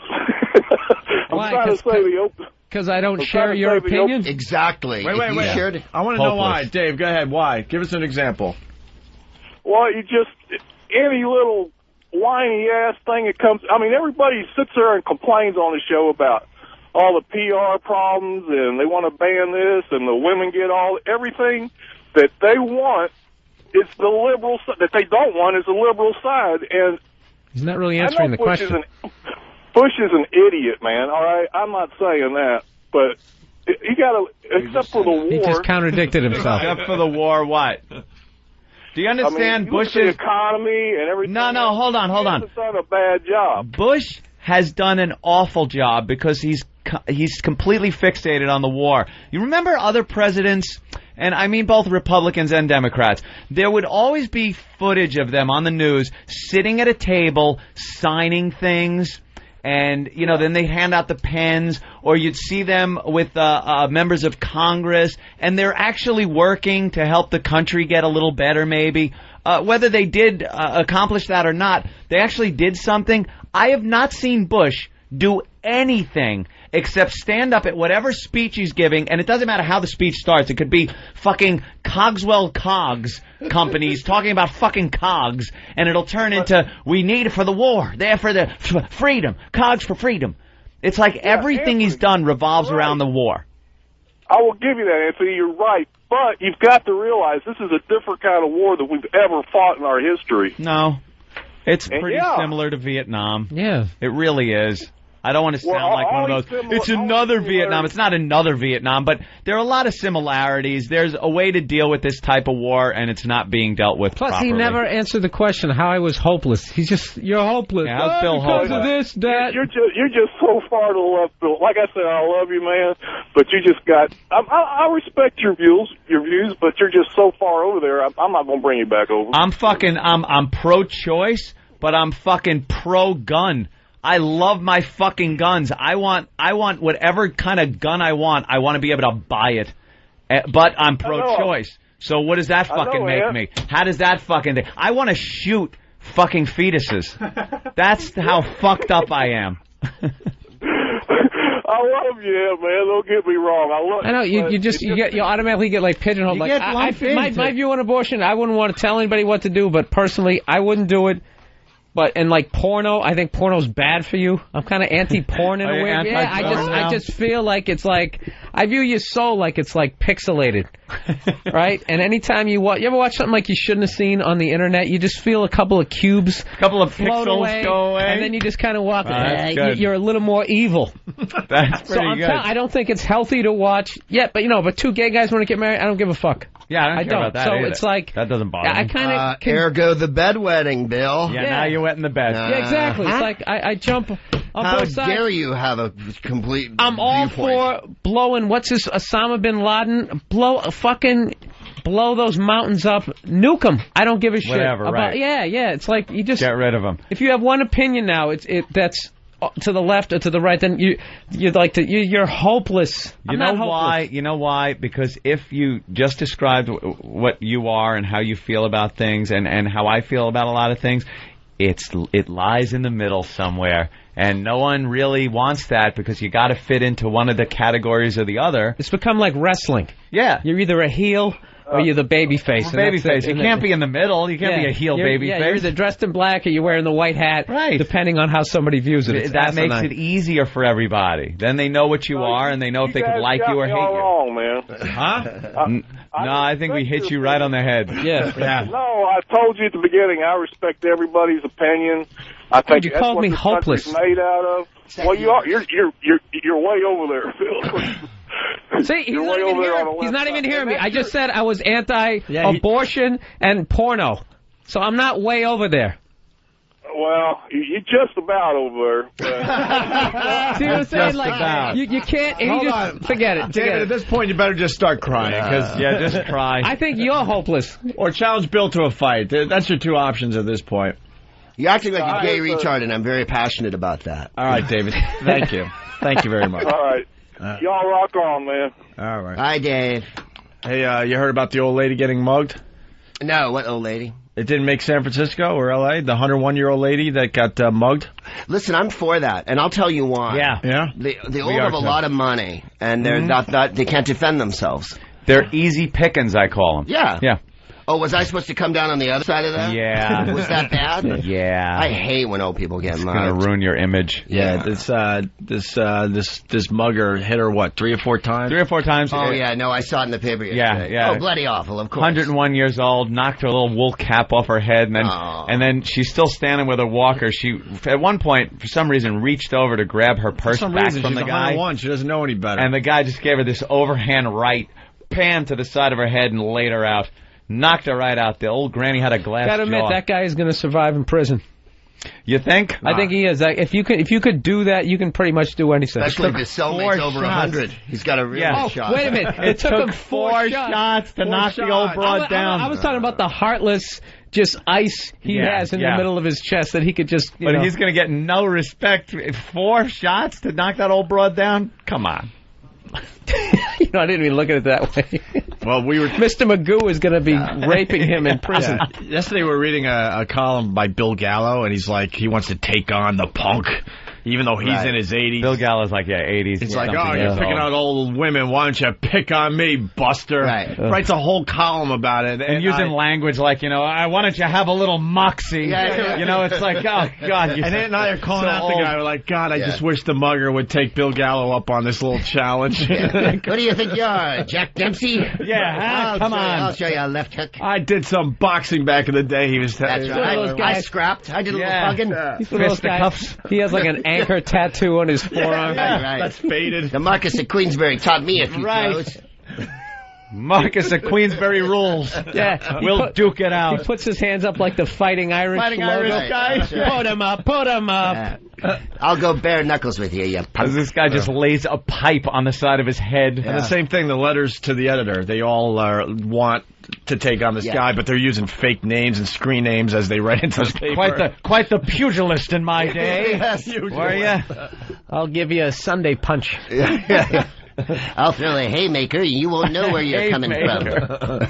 Yeah, the old dude was like really trying to get back at this guy. Oh, that's cute. Isn't it? Well, Trying but to you know, defend the people old always fraud. prey on people, and it's bloody awful. What are you going to do? Human nature, man. Yeah, the they young get onto really, the old, as they say. they really put out the word on That's this what they guy, get though. for using their Did they pick coupons him at up? Rite Aid. No, the city's, No, I haven't found city's outraged, and the NYPD is under a bit of pressure because he's still out there. Yeah, of course. Plus, it's exactly the kind of tabloid story that all the New York papers are going to keep going. They love it because it was on video too. So is it? the news was able to show the surveillance video. Thank goodness. They showed it. I must have seen it, I swear, 80 times. They just keep showing it because they know people love watching that Not shit. since the lady beat up her kid in the car have I enjoyed watching someone get Video like that. What do you think was great. in her purse? It was probably coupons, a couple cans of Tissues. Alpo. Gum, tissues that she lottery uses, ticket. dabs her nose and puts it back. Right. Some sugar packets from the fucking diner. a margarine plastic tub. Medication. Lipstick from 1972. Oh, honey. Poor thing. And that old A change Series purse. E saving bond. A gold double eagle. Why do you go with the overhand? You got to go with the uppercut with the elderly. She was reaching down to grab the bag back, so he had a good shot at the side of her head with a little overhand. Knocked the wool cap off her So he head. punched her in the back of the head. It wasn't even legal in boxing. Yeah, it was what he like did. down on the side, kind of back. It really. Is Than punching it up? Punching. Yeah, well. It's Oh, it's come on, I gotta fantastic. see it. Here you go. Yeah, you got to take a look. Apparently, Bill and I have been living in a cave pull it, because of TMZ. Here it is. As you see, she thinks the gentleman is helping her with the door. She's walking out of, it looks like a doorway or an elevator or something. This is making me feel so much better about myself. Yeah. What was it you were saying about watching videos you oughtn't watch and then a bit of your... Yeah, this is going to be a few pixels going to fly away on you, Bill. And now, see, he's going to help. And then, bam, just clocks her. Three times right there. 101, by the way. Now he grabs her purse. Now he doesn't feel threatened, so he just kind of starts rifling through her shit right there. Let me see She what's in leans. here. He's going through her pockets. She then leans over like this, like, "Hey, give me that back!" And bammo, she's down. Down goes the old lady's down. The old lady's down. Down goes Gladys. Down goes Gladys. Stop the fight. And then he leaves on his pink bicycle. Yeah, that's a pink bicycle, by the way. He, That he stole from a little girl. And then he went on to an 85-year-old. He was feeling good about himself. Those He had a hell of a were day. jabs. Little slash jabs. hooks. Yeah, little jabs he gave her at He was first. pulling his punches. In the end, he gave, remember when Larry Holmes was measuring his punches when he would do those overhand rights? Little overhand right. She looked like Cooney. Yeah, definitely. She's got a glass jaw, the old broad. It was embarrassing. I think for her that to was, even that get, was Cooney's great-grandmother. Bill Adam from Texas that's wants to know if you awful. got a conspiracy theory as far as that video you just saw. Conspiracy. Do I have, no, not on something like that. God, you're Nobody hopeless. say You that. are a You're bedwetting, hopeless. hopeless case. You know, it's embarrassing she would even stand You don't want old toe ladies to to be walker with beaten that up. guy. Yeah. No, I did a thing on the radio show I did about... He loves conspiracy Oh, do theories. you? Yeah, but I even said on the show, like, I've always believed, like, 80%, it always makes sense the first 8. It's like a bad movie. You're totally with it, and then the third act, there's just no payoff. You're like, Flying saucer at the behest of the CIA. Yeah. And Bush is an alien, then you're like, right, I forgot about fuck. that part, Then it's like over. No, I got a cousin who's got loads of books like that, and he showed me one, and that, you go, yeah, right, and then like page 48, then they brought the alien girl in to rape her, and all right, I'm kind of getting off the train now. What's your favorite one? My favorite conspiracy theory? Oh, golly. I have so many that I love. Anytime aliens come in, I really like it. Because that's the last redoubt of the scoundrel. Much like people who are psychopaths wrap themselves in the flag whenever the going gets tough. You disagree with me, therefore you hate what I love. No, I didn't say that. Anytime an alien lands is the time that I love it. First of all, I love Bigfoot, okay? I don't know if that's a conspiracy theory, but I adore all mythical animals. And I hope that they all live together and there's a lounge where the Loch Ness Monster and Bigfoot and the Yeti are hanging around together. And Just I've come laughing to at realize there's an animal in Canada and near Vancouver called Ogopogo. Yeah, we heard about him. Ogopogo, he's the Loch Ness Monster of this lake, Okanagan. And I bought his doll, and the doll has, the Ogopogo mythical doll creature has 4 lakes. There's one in Michigan. There's one in New York. How the hell is he? There's so many of the monsters that they couldn't be bothered to make a specific monster for this lake. So we've done one generic. Oh, they franchised it. Yes, and to me, I think yes, because if the monsters had it in their power, that's what they would do. They would be on the phone with each other and emailing and whatnot. And we got to get the merchandise organized here. The ancillary's killing me here. I have a purple head. I'm more you have into a blue head, conspiracy. and yet we got to go with the green thing here so I can sell more. I'm not into like myths, like animals and that stuff. I just like conspiracy, the whole. There's 10 guys running the world. I mean, come on, man. That's like comic book That's shit. True, How can you... There are 10 guys running that whole thing. They meet in an office. It's right near here, in fact. Is it? Yeah, do you remember in the X-Files when they would meet in that room when everybody had green upholstery? Yeah, that was great, and they kind of hammered out what was going to happen. Everybody knows the Illuminati loves green upholstery. Anytime you're in a room... And they smoke cigars, and they're all sort of middle-aged to aged men. Now, who picked out the furniture? Is he part of the secret society or is it just somebody that they killed afterwards? You know what I honestly believe? I don't believe that 10 people run the world. I think there's probably 10 groups of people like constantly fucking with each other. Each of those groups. Yeah, constantly fucking with each other. Yeah. I say we go with red upholstery. Trying to basically run everything. Which you can never quite do because there's too kind big. of a battle going on. Is it a physical battle or just a battle of wits? Like a I'll get you next time. No, like going to war and that. Like I think like a lot of the stuff that we're trying to do. Just putting like bases everywhere we go. That's a way to like try to take over the world. I think that's fascinating. Take over to the me. world. Don't you think if we wanted to kind of take over the world, we could do a better job of it? Well, we want especially without the Soviet Union there anymore. I think. No, I mean like having like an empire, a way to get people like under your control. You just put bases everywhere. I still think we could do a better job of that. We're not there's always room What's your for favorite improvement. conspiracy theory? I like the moon landing. Oh, that it didn't happen? Yeah. That's true. It was in a stage in Tustin, California. Yeah. See, he knows. I love that theory. Well, you came up with... I have a good one. How come when people look through a telescope, they never see the car or the shit we left up there? Yet they can look at Pluto. Yeah, that's what got me thinking. Really good point, Bill Bill. came up with this about a week or two ago. And you're the person who doesn't know that fire goes upward. I know. That it creates heat. That's why my show is called Uninformed. Uninformed. I have a license to be a complete ass. I love Bill's show. It's called Uninformed, and he'll talk about stuff like he absolutely, like it's fact. Yeah. Like it just came out of a fucking encyclopedia because he's got a mic in front of him. See the car on the moon. No, it's more. That would be a hell of a shot for the cover of the Post, though. Can I ask you a question? Why don't they show that just to end that? The scientists got to have satisfy you. You mean? There's no telescope that could look at it, really. They have... Would you shut up? It's Anthony, they can look at other fucking galaxies. Yeah, but you can't take a picture of the fucking Ford Pro they left up there? We could see that scary face on Mars. You don't even get it. We could see the scary face on Mars. First of all, I don't like Mars how is huge. I talk about it like I know, and I'm ridiculous, but he's talking like he works at NASA. We don't have the technology. He sounds like Captain Kirk. Someday we will have warp drive. We don't Lunar have, landing. What is it? Like Earth-based telescopes. You're not going to see the fucking. Look, dude. Do you think I really think that we fucking fooled the whole goddamn world? Yes, I do. That we didn't land there. Do you really? What is the fucking purpose? Like I said, we have a. What would even be the? You know, there's a mirror on the moon that we point a laser at to get the distance from the Earth to the moon. Yes, you mentioned that last time. They check it every so often and to make sure it's not coming to get us. Yeah, the moon might come and get us someday. Yeah, but there's evidence that we've been there. Yeah, but you can see that though. And that's the why oil you have company's visors created in a your car that car. runs on water, but they just won't let it out. Man, that's a good one too. And tires that never wear down. Yeah. They won't let us have it. Nope. Oh, why wouldn't you believe that? You don't believe that they can make an engine absolutely do, that Bill. could get better gas mileage, but it's not cost effective? I mean, come on. These hybrid now cars you're are... Mr. Science? No, you know what I'm basing it on? The fact that you have no information? No, there's a microphone just let me, in front of you. let me finish before you destroy my opinion. I won't destroy your opinion. I There's respect your shut opinion, up, Greg. Bill. Shut up. Oh, boy. There's like hybrid cars, right? Get like 35, 40 miles a gallon, right? Yes.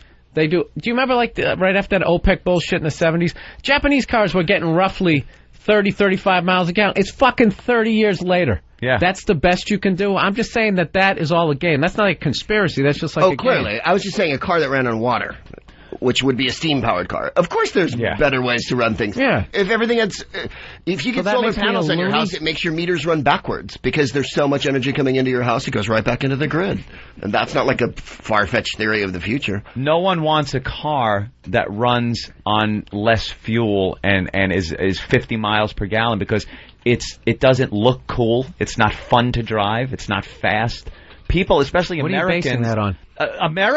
Americans, we like our fucking muscle cars. Go see that Who Killed the Electric Car, and they actually have an electric car going up against a high performance car, and it holds its own. Really? Yeah. Well, that's wonderful. How many of these fucking electric cars are there? When I went to the dealership, I didn't see one. Why do you think that is? Did it look good? Why do you think that is? Was it just full of batteries? Did the guy have batteries strapped to his head? Ridiculous that you don't see why that is. It's the funniest thing ever. You know what? Because people love internal. America has been in love. You're absolutely right. America has been in love with the internal combustion engine since it fucking came out. We love fast. We love fast. We love sleek. Like they had a choice. We love status symbols. We love things. Why do you fucking think? Don't get upset. People buy nice cars. Spewing out shit that I can just see on the TV. Why There's do you not think an original thought coming out of his mouth right now. There's nothing on the original. road. The flag is red, white, and blue. I'm not saying about the flag. I'm talking about American people. I'm not saying we're great because of this.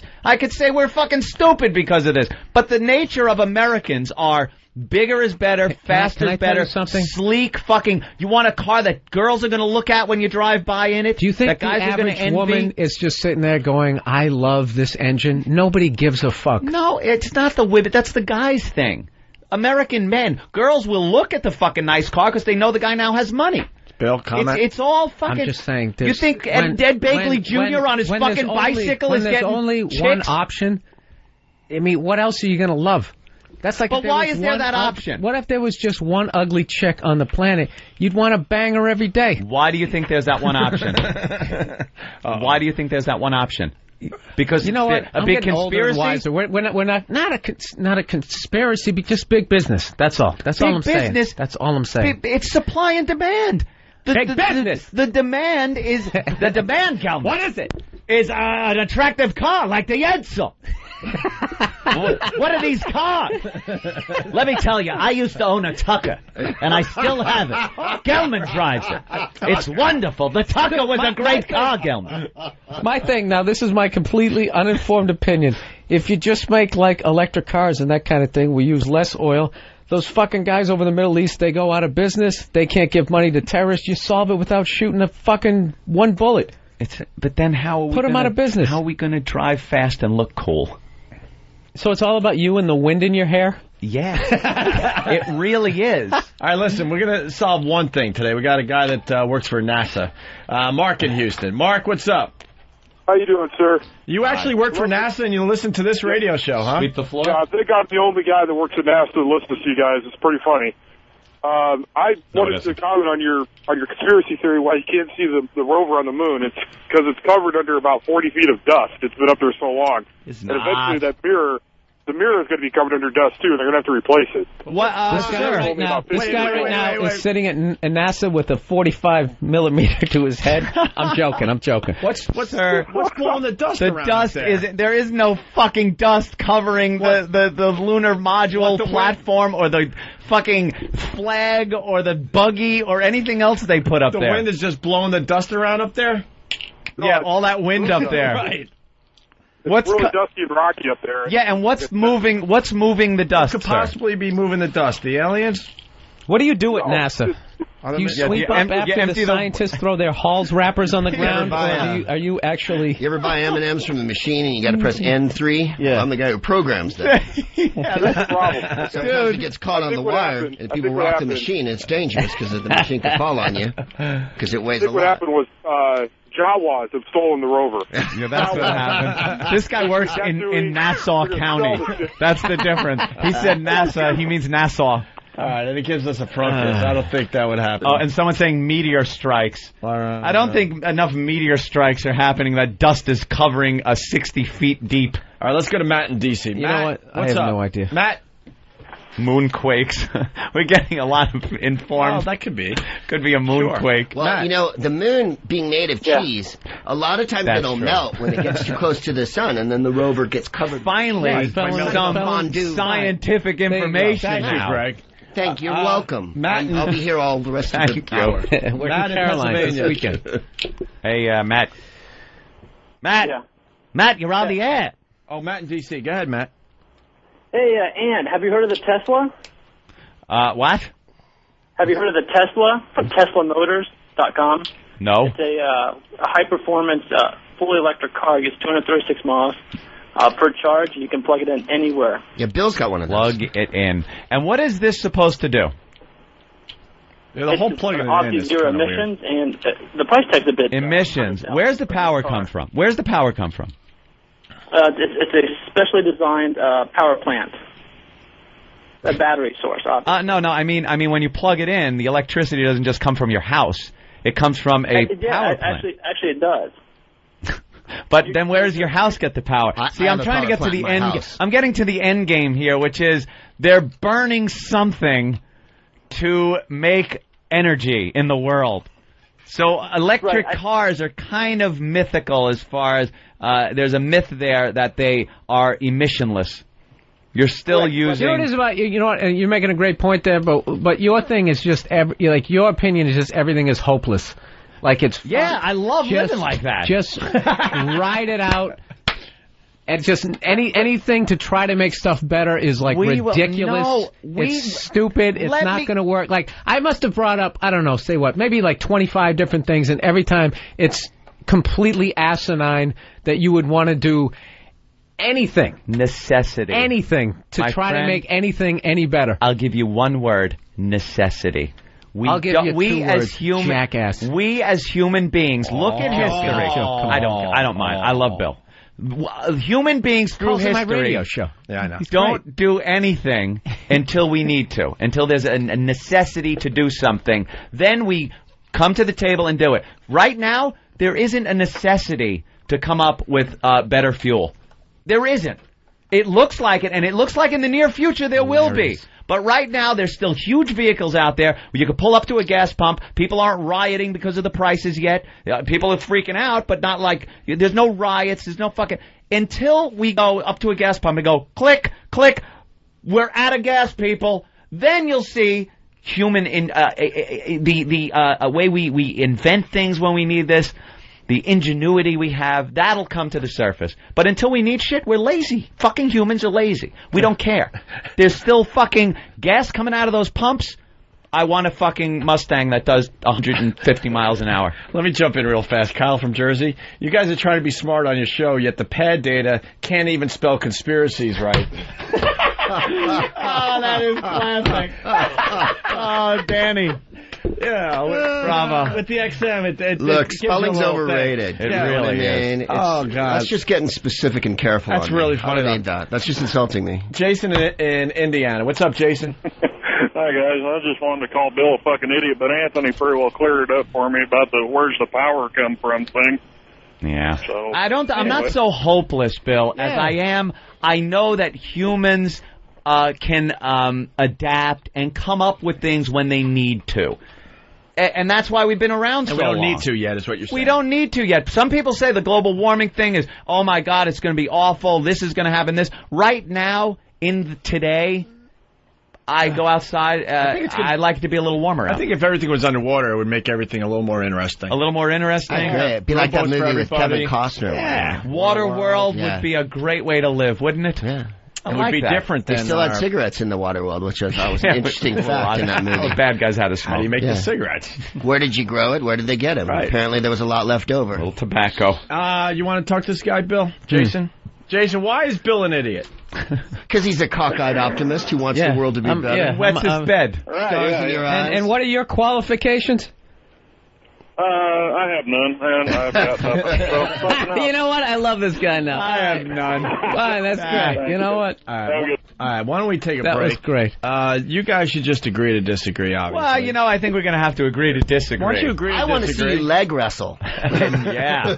No, I fucking tapped out 10 minutes ago. Oh. We got a lot of people here. Why today? Wow. Why is everyone here today? Because it's a beautiful day. Let's see, there's also men in uniform. Well, tomorrow we're doing a special walkover, and we were going to try to find a restaurant and surprise everyone with breakfast, and it kind of fell through. So we're going to have food up here tomorrow for all the listeners that do the walkover. Ooh. When you say food, do you mean like the kashi that you're eating, or do you mean you don't like kashi? What's wrong with my kashi? I adore kashi. I'm just saying, do you mean that, or do you mean like ham and eggs? Actually, it's going to be Italian food. Oh, okay. You got to dig down. Did you get the free tampons that were in the kashi? Fucking girl cereal-eating motherfucker. It's going to be from Rivoli's, Tom River, So, but why are Good all these stuff. people here today? Just heard about the Kashi giveaway. Free Kashi. Are those blown oats? Estrogen flakes. now with pink ovaries. Is that a marshmallow fallopian tube in your Kashi? Those are delicious. The builder's giving me shit. This is wonderful. Great proofs at Caroline's all weekend long. You staying? You going? What are you doing? I'll go in a minute. You're almost to 10. Well, I got to go pass out. We go to 11. Oh, you go to 11? I'm going to go before then. You should. Because I want Bill to hold this down the rest of the way.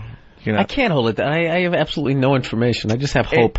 Bill does have hope. I like that Bill has hope. You I like as a hope that person, and I like that about Bill. you. I like that Bill has hope. does have hope. Yeah, like every possible fucking idea. That's what the only thing I noticed about any possible idea we're back to try to make shit That's better. what I hope. That's You're right. You know something? Bill is opening my eyes to something. I am really a pessimistic motherfucker.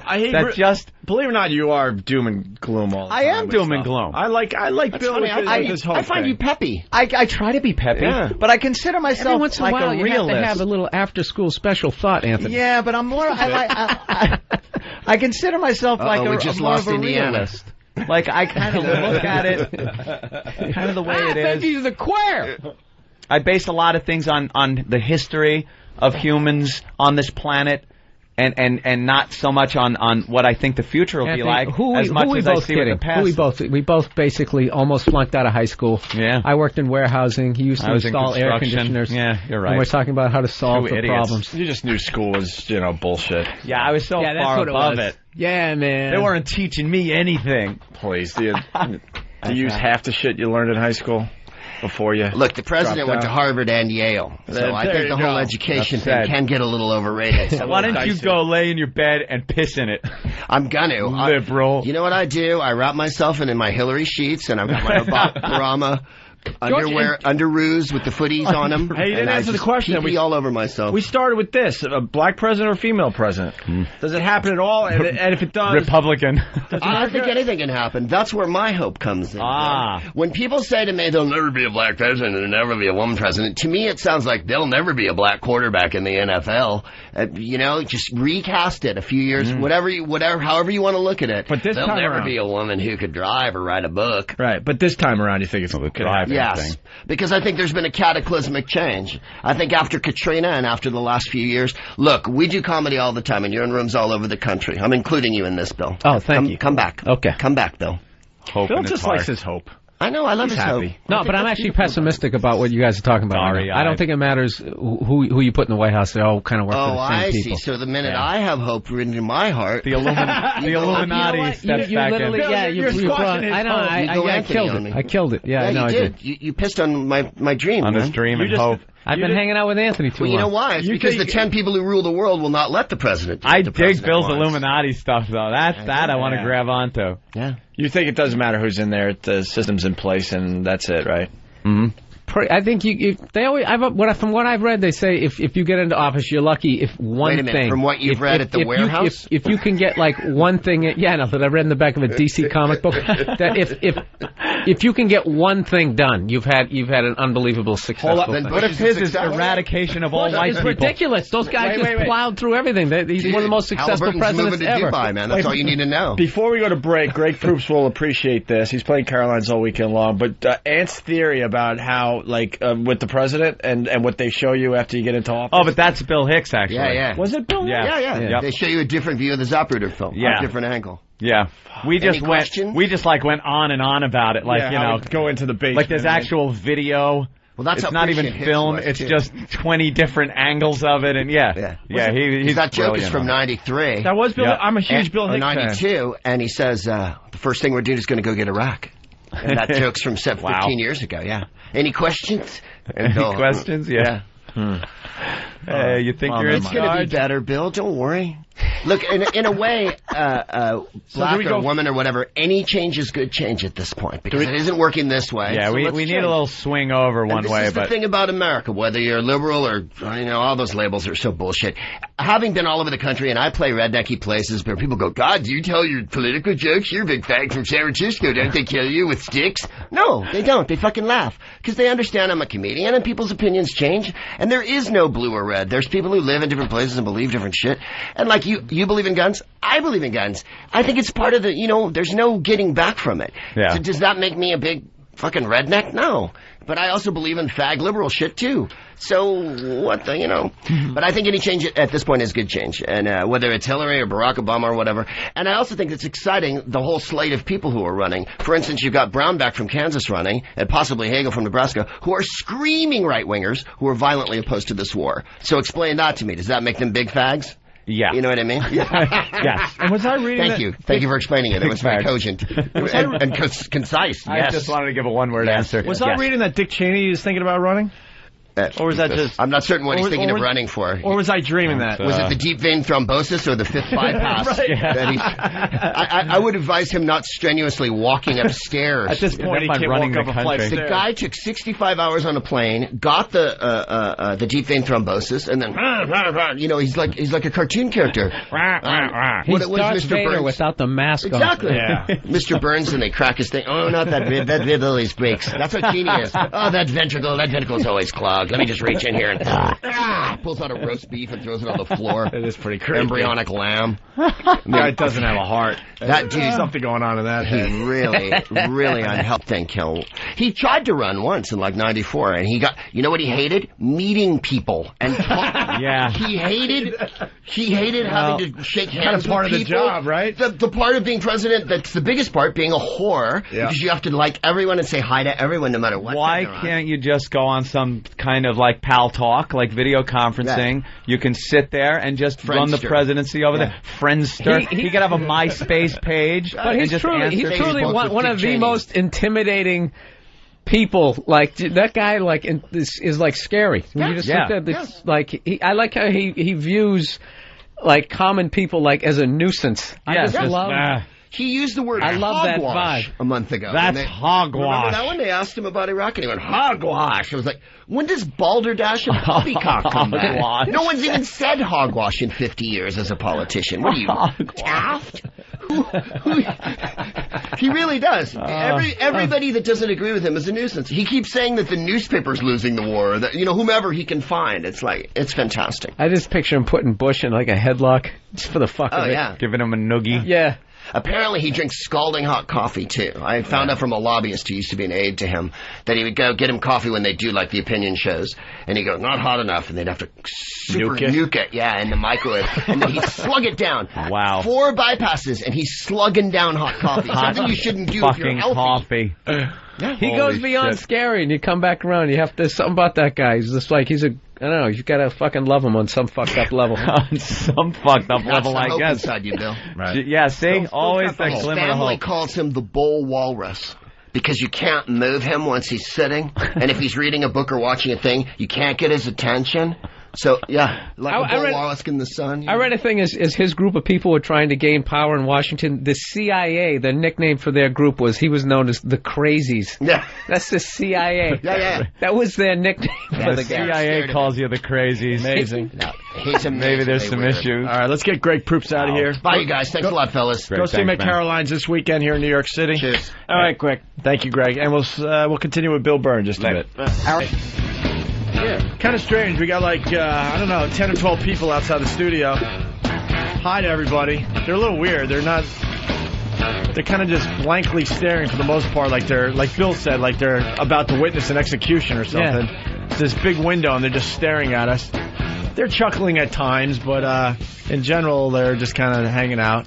Tomorrow's the big day for the walkover, though. Tomorrow we're going to do a full out.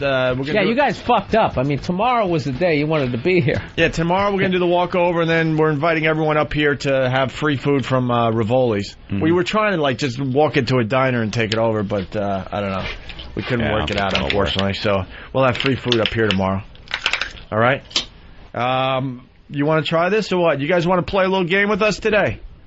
We love games with the audience. Well, we got people from Chicago, San Antonio, Minneapolis, military dude from Albuquerque, right? Oh, yeah, I talked to him on the way over. Madison, Wisconsin. Air Force guy, yeah. Cleveland, Ohio. Major Nelson. Major Nelson. There you go, yeah. Richmond, Montana, Philly. One of the most sexually frustrating shows ever. It's like when you just fuck her already. I know. What show? I was reading. I Dream of Jeannie. Oh, yeah. Major Nelson. I first started the show when I was 6, and I didn't really know what sex was, but it's just like, why aren't you just grabbing her titties? Yeah, why isn't he doing something with her, with that girl?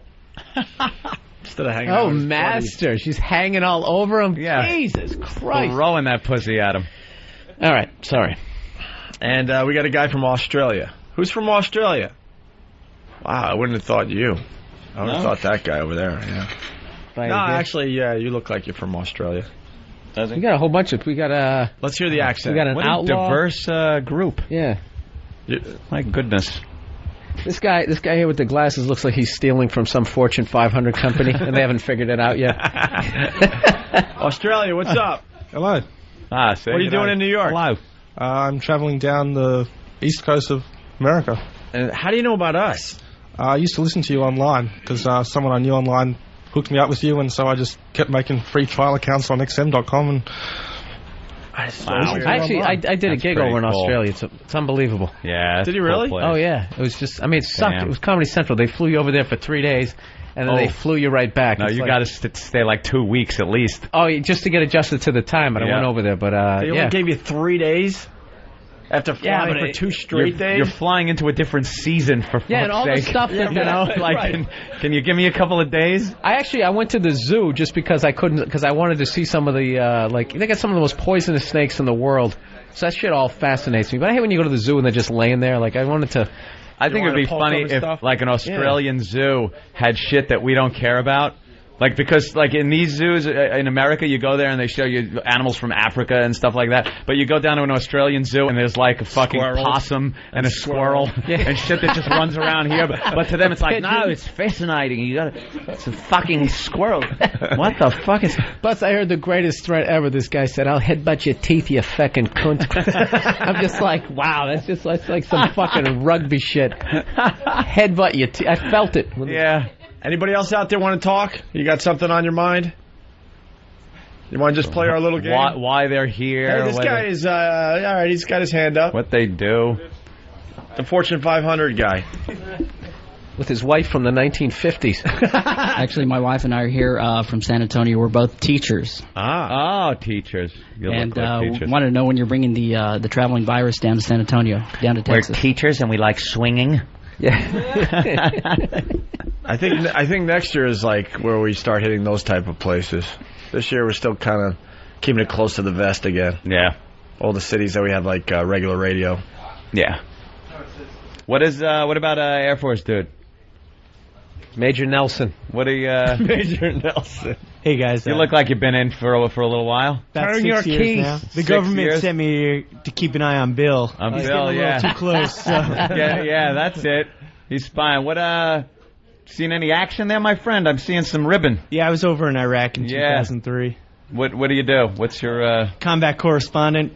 Public affairs. Fucking Mickey Spillane. He did something over there. Look at all the stuff he's got on his chest. Looks like the Partridge Family buster. Well, yeah. What do all those little colored things mean? That means he was over there, well, and then I'm airborne, and then this is my duty badge, and then just different individual awards. And like tying knots and shit? Basically, it's the Air Force. Not breaking the pencil point above and beyond the Call of Duty. Chairborne Holding Ranger. a clipboard. Chairborne Ranger. Oh, shit, that's good. But you guys are the best. Actually, one of the medals is for Katrina, and I had to work the night shift, so I got to listen to you guys overnight out there. Thanks to XM, none of the power worked or anything like that. What'd you go in as? You're kind of up there in rank. As a lieutenant. Yeah? And now I'm a captain. So you went to, what, school and, I was a ROTC cadet. ROTC, huh? Mm-hmm. ROTC Nazi. Fucking A, that's the way to do it. Work your way up. What are you, lifer? No, I'm separating this summer, so are you guys hiring or anything like that? Or? Damn, why don't you just stay in? Yeah, really, stay in. The Air Force is downsizing, so they're paying me to separate. They're paying you to leave? Yeah, you believe Why that? would they pay the experienced guys like to leave? The planes that we're buying now are so high speed and so expensive. And people are living a lot longer. So if I stayed in for 20 years, then they have to take care of me for the next 60 to 80 years. So. They giving you a good deal? Yeah, real nice. I mean, not enough to retire. And of course, I want to move back to Long Island, so it's only like a down cost payment. a lot of money too. Yeah. Do you know how to fly a plane? Like a Cessna, but not like a. Is that like everybody in the Air Force? Does everybody know how to fly, or some people just using the orange sticks? Oh yeah, no, we have a whole spectrum. They're only a small percentage of pilots in the Air Force. So. Yeah, this guy's like Cessna, making believe it's an F-18 or something. Buzzing the flight tower. Yeah. Well, Bill Burr's got the question for today. Oh, the question for today that you guys all have. You write it down on a piece of paper anonymously. You don't have to say your name or anything. Just write your answer down on a piece of paper and hand it in. And then we're going to read them on the air, whatever. And basically the question is, what is the one sexual fantasy that you really want to do, but you're too afraid to share it with your partner because you're afraid that he or she would leave you? Would leave you. I was thinking, afraid they say no. It's like, no, I'm leaving you. Yeah, like I'm going into the. Come on, everybody's been on the internet now, and you've opened up the dark deep. closet. Bill decided to go deep. On yeah, this we're going deep on this one. Oh, maybe whatever. They get upset with you. I want to have a threesome. Yeah, not that.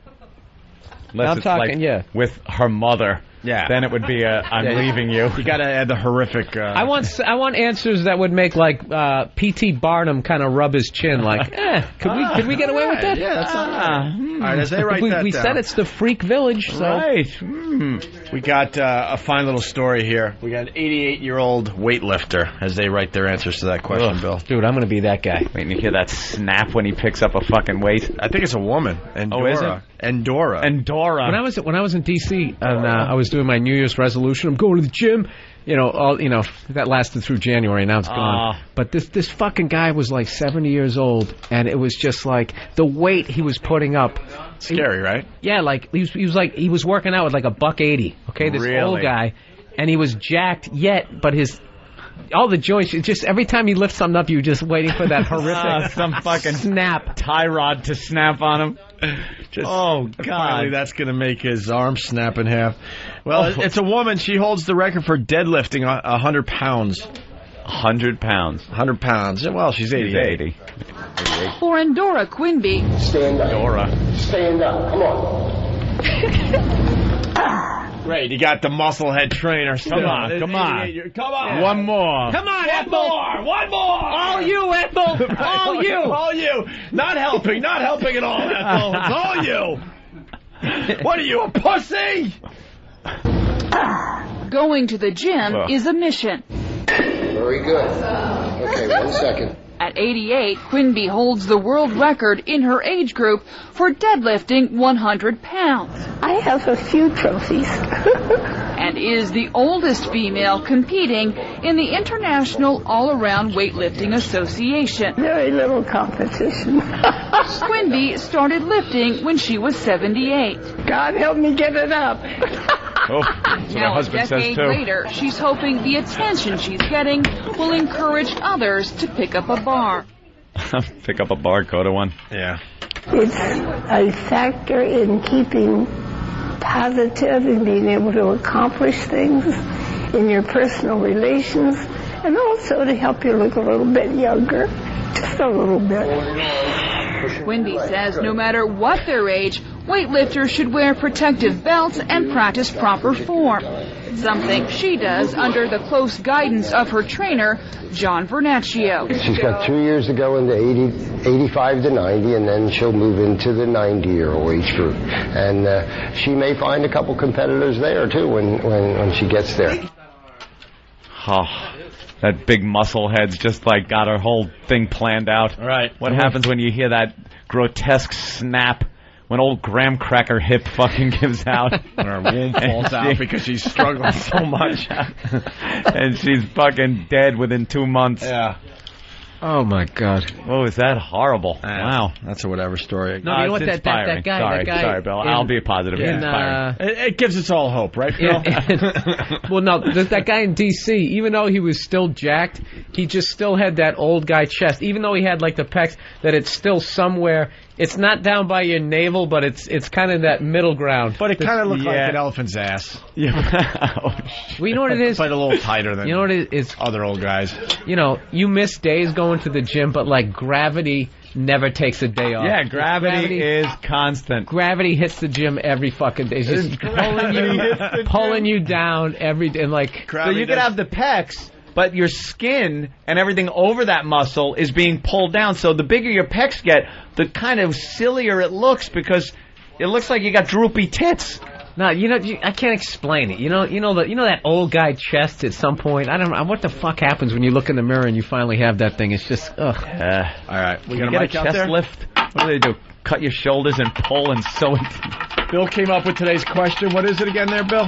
Oh, the question again is what is the sexual fantasy? The one sexual fantasy that you really love to do, but you'd never tell your partner about it because you'd be afraid that they'd leave you. We have a lot of couples out there, right? Everyone's pretty much paired up except for maybe a couple guys. Now, the second half of this is we got to try to guess. Oh, yeah. And we're going to try to guess. If you don't want to play, that's fine. Don't feel like, oh, fuck, now I got to admit this horrific thing. Ant, you want to do the first one? All right. The first fantasy coming out of the little... And I'll try to see who looks down at the floor first. Let's see. Suck off my CO while I fly a fighter jet. I'm teasing, of course. Who could it be? Now, this really says this. Who wrote shit on an Australian's face? Someone wrote that. Could you stop it? All right, give me another one. Someone that didn't want to play. All right, someone that thought they were being funny, and it kind of was. It is funny. All right. We are looking for real answers, though. Wow. It says sex, period, nothing else. Now, do they mean sex on a period? Or sex, period? Like, is someone not getting sex?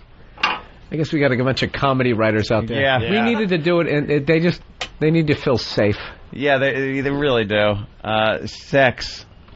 Just saying, maybe they're not getting anything. I don't know. Who's not getting sex? Sounds like somebody that's a little Bill, frustrated. Who do you think's not getting sex? There's one around the corner, too, you can't see. Ooh, the match game. He's not getting sex. He's hiding his face. I'm going to go with the jolly guy in the back. He just seems too fucking, like he's just... Yeah, he would just be too... With the wow hat. Yeah. You got it, Bill. Yeah? You got it. Wait, you wow. Things are a little slow lately. I mean, what can I say? Family, everything else. I'll say married. Yeah. Are you shitting me? I really picked you up? Yeah. How many kids? One. One kid and you're not... That right there, that giggle will stop you from getting pussy. You can deliver a great line, sweep a girl off feet, and then the last second she just sees you lose confidence as you go like... Dude, out of all these guys, you're pretty good, man. You picked it out. Yep. So no sex. What do you think the problem is? It's just fucking working all the time. Nah. Does she get, conflicting schedules and, Is she a little sloppy now, too? You're not really into it? No, we both stayed pretty consistent since we've been married. She hasn't become a fatty or anything since. Were you in the room during the birth? Yes. And did that? It was a C-section. Okay. Oh God. And that's my riveting radio for the day. No. Like, did it affect your performance later on? No. How long? Oh shit, that's been 9 years ago. Yeah. Do you still remember what it looked like though? Was it gross and like fucking? We were talking about fucking like a partition between me and the fucking. It's called the waiting room. Yeah, exactly. That's where the fuck everybody should be. I want partition to be about 10 floors. When was the last time you had sex with your wife? Oh jeez, it's been a couple weeks, I guess. Oh, that's not that bad. I know that's not bad. It's not that good either. I know it's not that good. Kind of just there. He just wants some. Yeah. All right. What can I say? Good job, Bill. Bill, good job. Bill, to you. Right out. All right. I'll never do that again. That's like hitting a half-court shot. I know. People go, do it again. You gotta play it up. Nah, I already did it. Did it once. You do it, faggot. This one just says he's already done it, or she's already done it, working on something more hardcore. Working on something more hardcore. What? The fuck does that mean? Means basically the fucked up fantasy that this person, they bit the bullet and they presented it and somehow they got through it, they did it, and now they're working on something more hardcore. Oh, even more hardcore. Yeah. which is the dangers of porn. You know, you start off with something simple, anyone? like a Sears Roebuck catalog, then it's the next thing, snowballs on you. Anyone want to? You want to explain out there? Anybody? I would say that's probably. Yeah, who out there did it? I'm going to pick the most unlikely couple, the school teachers. No, that's not. I was going to go with this guy right here. No. Damn it. No. Now it's just silly. We can what just the keep fuck? picking. The guy with the nose ring. Is this you? Done it? No? And now we suck. Does anyone want to share? Now we're missing layups. Guys. Jolly happy guy hasn't been laid in 2 weeks. Just like we suck. She raised her hand. Oh. Wait, get the mic over to her. She'll explain. Oh, what's your name? My name is Molly. That's not my real name. Where are you from, Molly? I'm telling you guys. Oh, okay. Her real name is Catherine. Philly. All right. And what's that one about? Is that your boyfriend over there? Yeah. Oh, okay. So it's half right. Huh, yeah. It's half right. Done it with him. But, yeah, I'm into the whole kind of dominatrix stuff, experimenting. And I got to break him in a little bit more before, you know. Wow, you got to break him in, huh? Yeah. So you want to dominate him? Yeah. And what have you done so far? Oh, boy. Oh, boy. Oh, Jesus. If I hear fucking baby. No, he got a couple of welts a couple of times. Yeah? Yeah. From a whip or your hand or a paddle? There's one whip and the studded belt. The studded belt. Yeah. What do you think makes you like this? Who am I? Anthony. Yeah, I'm over here where you can't see me. Yeah. Don't worry about it. Make believe it's radio. Studded belt. What is it? I don't know. Come on, Gelman. Yeah, Take it back to my childhood. I don't know. Why, something crazy happened? No. Do you feel this need to take out aggression on men or something? Or? No, actually, I was dominated once.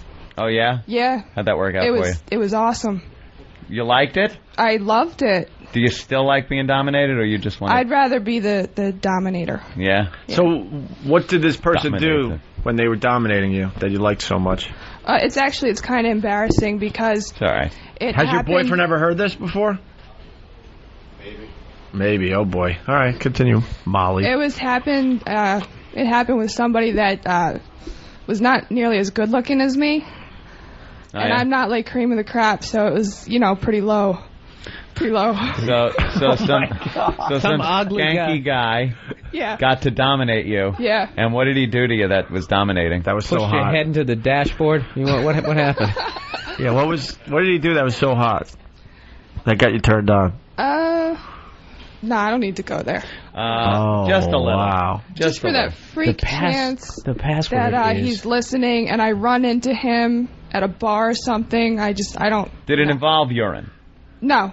I'm going to go the other way. No. The password is rape fantasy. Rape fantasy. There you go. You're closer than the whole fecal thing. That's... Yeah, that's disgusting. I went right I have for my this. limits. You pretty much he took you by force. From behind.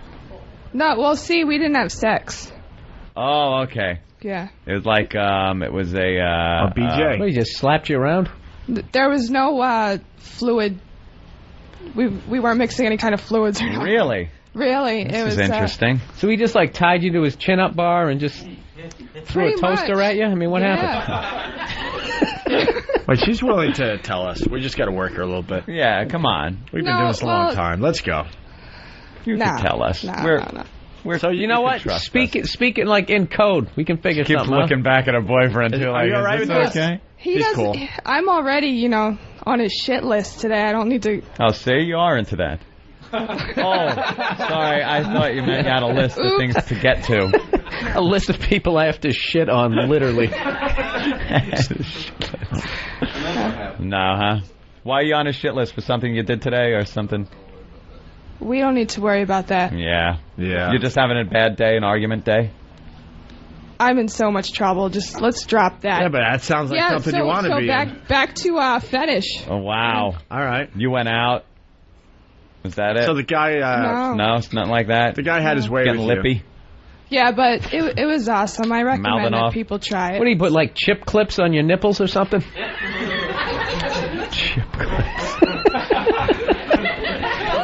That would look I'm just silly. saying that there's no Those big bag clips would look silly. There's no intercourse going on or any sort of oral going on. I mean, I'm thinking of household things. How do you dominate? Mushed you in the face with a mop. Spanking, spanking. It's kind of like a foreplay. Like rough foreplay. Oh. Very rough foreplay. Like some biting? Yeah, slapping of the face. Like you have bruises the next day. Like punch working. Light bruises, not like battered housewife bruises. Like holding you down, slapping your face a little. Yeah. Wow. All right, that's She kinky. sounded like, when the person on the $20,000 pyramid, the person just isn't getting it, and the other person can't think of any other clues to get them. They just go on. It's like rough foreplay. Rough foreplay. Aren't you getting this? Rough foreplay. Well, I can tell you about him. Can Yeah. Okay. What did he say? He told me I was going to ruin his little story. But no, it's always because fun you wrote something down? All right, good. Yeah, so, all right. Okay. We'll get back to you, Molly. For his birthday, I got him handcuffs. Oh. And I put our names on it. Aww. I got it engraved. It's so adorable. cute. What floor is that at in Tiffany's? 6th floor? That's the basement. Yeah. There's the obvious joke. Thanks, Bill. But anyway, handcuff him up, beat the hell out of him, get what I want, degrade a little bit verbally. Rough foreplay.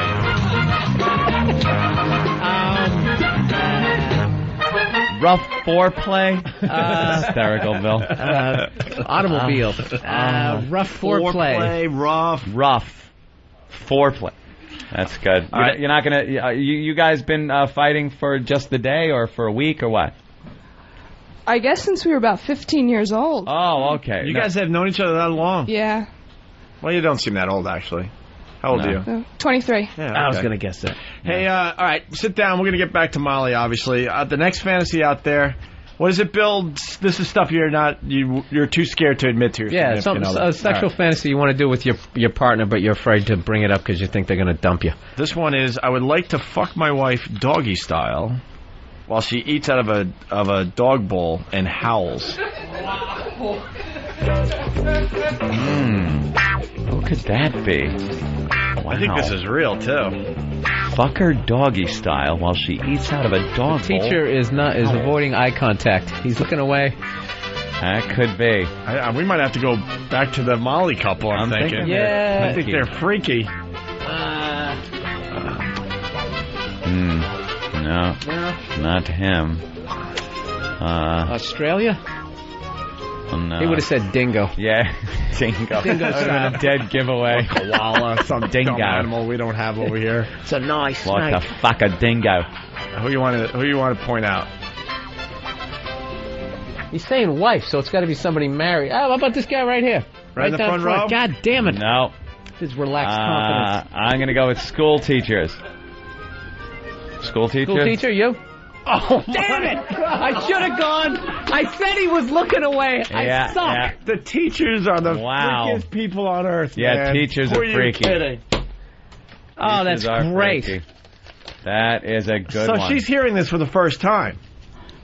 Well, we've tried stuff before, and we're down here on our 10th year wedding anniversary, and we get along just fine. We have 2 kids, and we've tried some stuff before. I think this would just be something kind of funny, something kind of comical to do. You like to mix funny with your sex, huh? Yes.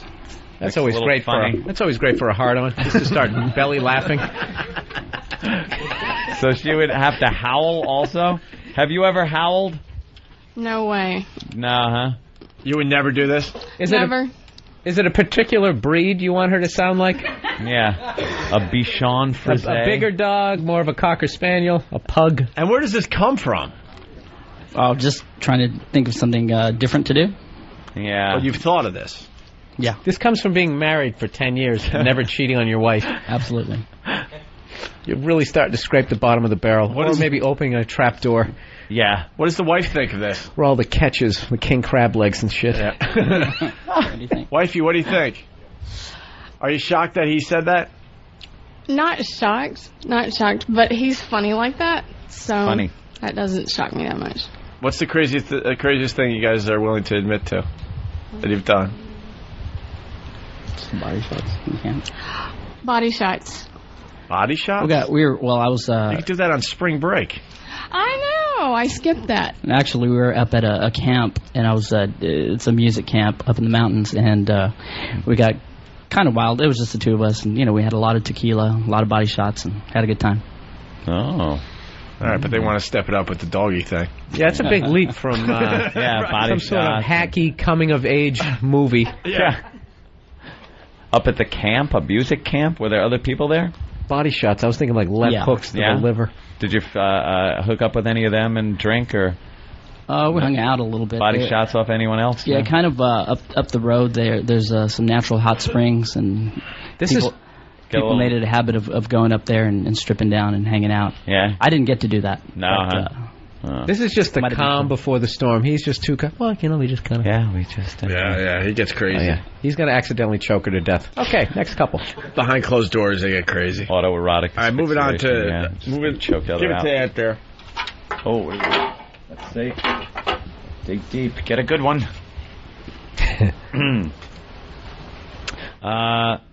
Fuck in a high school. Someone out there wants to fuck in a high school. No, you're done already. Don't worry, bud. Could be your wife, though. Am I going to go back to the well again? This guy is not... Fuck!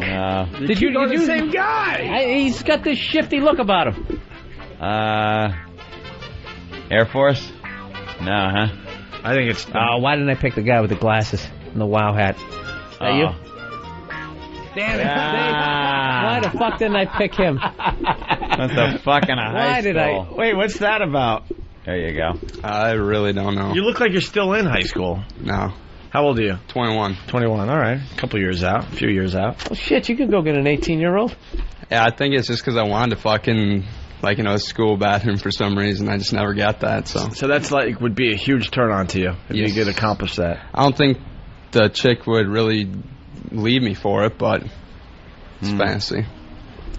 She would just take it down a few notches. Can we go to a Denny's bathroom? I mean, does it have to be a high school? All right. What would be the ultimate? A teacher or just your girlfriend? Yeah, high school teacher. High school teacher. Absolutely. A high school teacher fantasy. I think I wanted to bang just about any teacher I had who was remotely fuckable. No, I wanted to fuck. Any teacher that showed cleavage, that's all they had to do. Oh, yeah. In high school. That was it. You look at some of them now and you're like, what was I thinking? The gym teacher? Huh? The female gym teacher? Yeah, right. They never showed the cleavage. No. It was always that one hottie teacher, I don't know what her deal was, frustrated in her marriage, would just come to school dressed just with completely inappropriately. Ridiculous. Right. I had a foreign language teacher. I swear to God, she used to wear these dresses with a slit halfway up her thigh. We were I don't even know what she's thinking when she's getting dressed. You know what I'm saying? You're 15 where you get a boner when the wind blows and she's showing up to class. Yeah, I think I told this story before. Yeah. So one day she came in, she had slits up both sides of her fucking dress.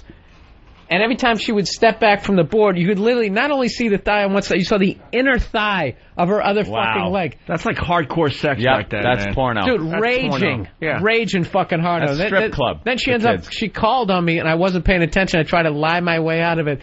And she was screaming at me, to this ridiculous level. I don't know if there's some bullshit going on in her personal life looking back. It was so over the top, the way she was yelling at me, but I just didn't have the courage to be you want to know what I was doing? I was looking at your fucking legs. You should have said that. Why don't you put some goddamn clothes on, and maybe I'll know how to say the days of the week in French. Let's say hi to Chris in Pennsylvania. Chris, what's up? Hey, Bill Burr got stepped all over. How can nobody laugh at left hooks to the liver? I didn't even hear. We were talking about the replay. Body shots. Oh, body shots. Okay, very good. The one you were talking about, I was picturing Mickey Ward. Punching out. You know that shot that you just don't get up from? Yeah. Unless you're Arturo Gotti, who somehow got up. Bill, it's to you, I think. Read another one there. Okay. Here we go. Riveting game. Yes. We'll do... all right, fuck that one. If it's boring, just throw it away. He's just as sick as me. What is it? Nothing. All right, so some people will be safe today. That's like here's a great one. All right. This is a great one. This is my favorite one. Suck cock on a bus. No way. Rosa Parks out there. Right. Oh, that's great. Suck cock on a bus. I'm just fascinated by the whole bus thing. I'm not counting out. I'm not counting out the guys either. Major Nelson. Yeah, he's like, hey, dude, chill. Come on, he's got a bus uniform. You got the Air Force. Don't uniform. ask, don't tell. Girl in the back. No? Nah, that was the obvious choice. Does she look like a bus cocksucker? Let's see. Let's go. How about that cutie pie in the back? No, No, we got to go. Damn it. We got to go to the front row on this one. Front row. I love that Front telling row. smile. There you go. It's like we should do it like To Tell the Truth. Yeah. Where they got to do the phony They kind do of the fake stand up. and it's that's who it Next is. time we'll do that. Wow. Look at the husband. Husband, boyfriend? No, boyfriend. Whatever. What? Sorry, man. Didn't mean to put pressure on the relationship. Yeah. What are you doing Boyfriend, there, though? Bill? Hi. You had no idea she was into that, huh? No, nothing surprises me with her anymore. Yeah, you guys get... She could have said that to me. You get into some wild things?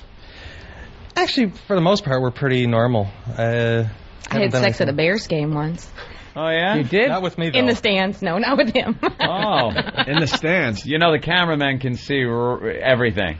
The Bears must have been really winning or really losing at that It was point. pretty boring, yeah. Yeah, It was I a was way gonna say. back before the Super Bowl. But where were you? Way up top? Yeah. See, the They do that cameras at zoom Shea right Stadium. in. See, people at Shea Stadium do that, and they think they're getting away with something. Everyone knows what they're doing. Yeah.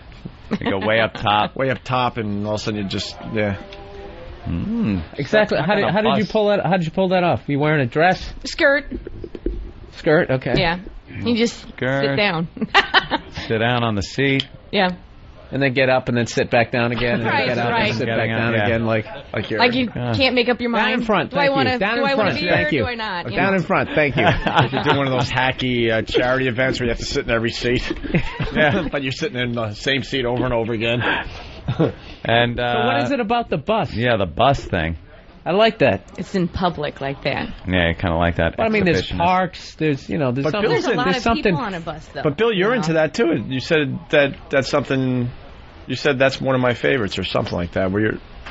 What do you mean? Well, questions. No. I thought it was the most original. Oh, okay. It just kind of twisted. Everybody's got the. Like, this is one of my favorites. I want to suck cock on a bus too. Oh yeah. Right. Greyhound bus, school bus, short Any bus. kind of bus. Any bus. Yeah, short retard bus. bus, whatever. That's great. Why don't you do it while you're in New Fucking York? Somebody with a hockey white helmet in helmet your on, lap. you know. Do it in New York. Get on one of those dumb double-decker tour buses. Tour bus. Get on the top deck there. You know what? Keeping with the theme of giving some people some hope, how Yeah. can we make her fantasy come true? We should. How much does it really cost for a bus ticket? Wait, we got it. Maybe we can do it on the R train on the way back to the hotel. Yeah. Subway, bus, still public. What's the craziest thing you guys have done? Craziest? I don't know. Yeah, you too. In the parents' backyard? Right. Yeah. That's probably about it. You like that outside shit, huh? Yeah, right. our parents live on a farm, so yeah. Oh, uh-oh. That No animals that involved. pasture Sorry. chance. That's nice. Fucking goat starts licking your asshole while you got her bent over. Bill, let's do one last one. Okay. Goats, by the way, are probably the fucking greatest. I always fuck with dogs, and I turn them into like attack dogs. Yeah. But goats naturally. Oh, they will like you. fuck with you. Yeah, so I like those things. And, Wow. And you kind of hit them in the horns, and they put their head down and chase you. Yeah, and they'll nail you in the shin and fucking hurt. But they're having a good time. Yeah, So they're having You're not fun. fucking it up. Like Yeah. we used to always have West Highland Terriers, and we turned every one of them into a no questions asked. If you weren't part of the family, the second you walked in the house, this thing would just latch onto your leg. Like I'm talking, like YouTube gold. You could kick goats in the head, and they just come after you. No, But- it's and like they they're jump having up fun. and they come in from the side. They come at you with Yeah, angles. they do that. They get up on their hind legs, kind of walk a little, and go sideways, and then wail you with their fucking horns. Yeah, it's like and they're having fun. There's two great ones left. All right, Everyone I'll else choose skates. this one. Everyone else skates today. Oh, Jesus. All right, this one, let me look. Suck whipped cream out of her anus.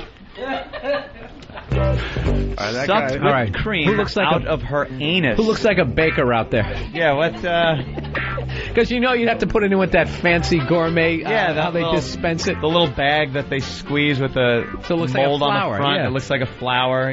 By the way, people are reminding us that we shouldn't have sex in public things going on anymore. Oh, maybe. We kind of forgot. Why? What happened?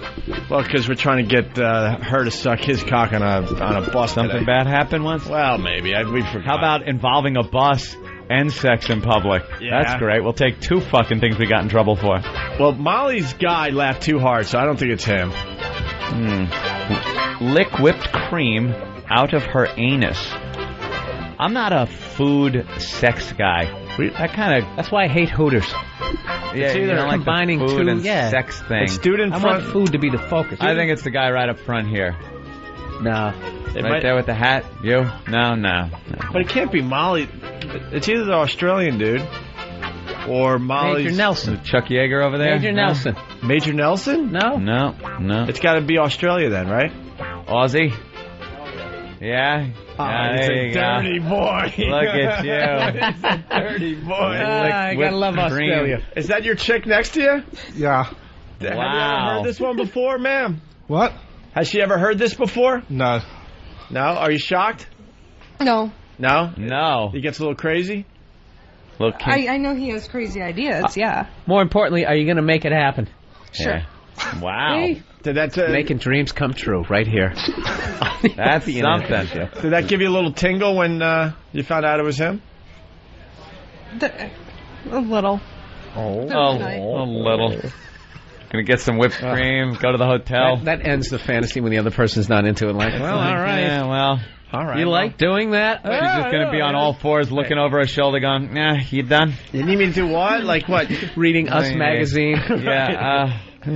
What do you want, the Cool Whip or the other It's cold. stuff Stop in the it. can?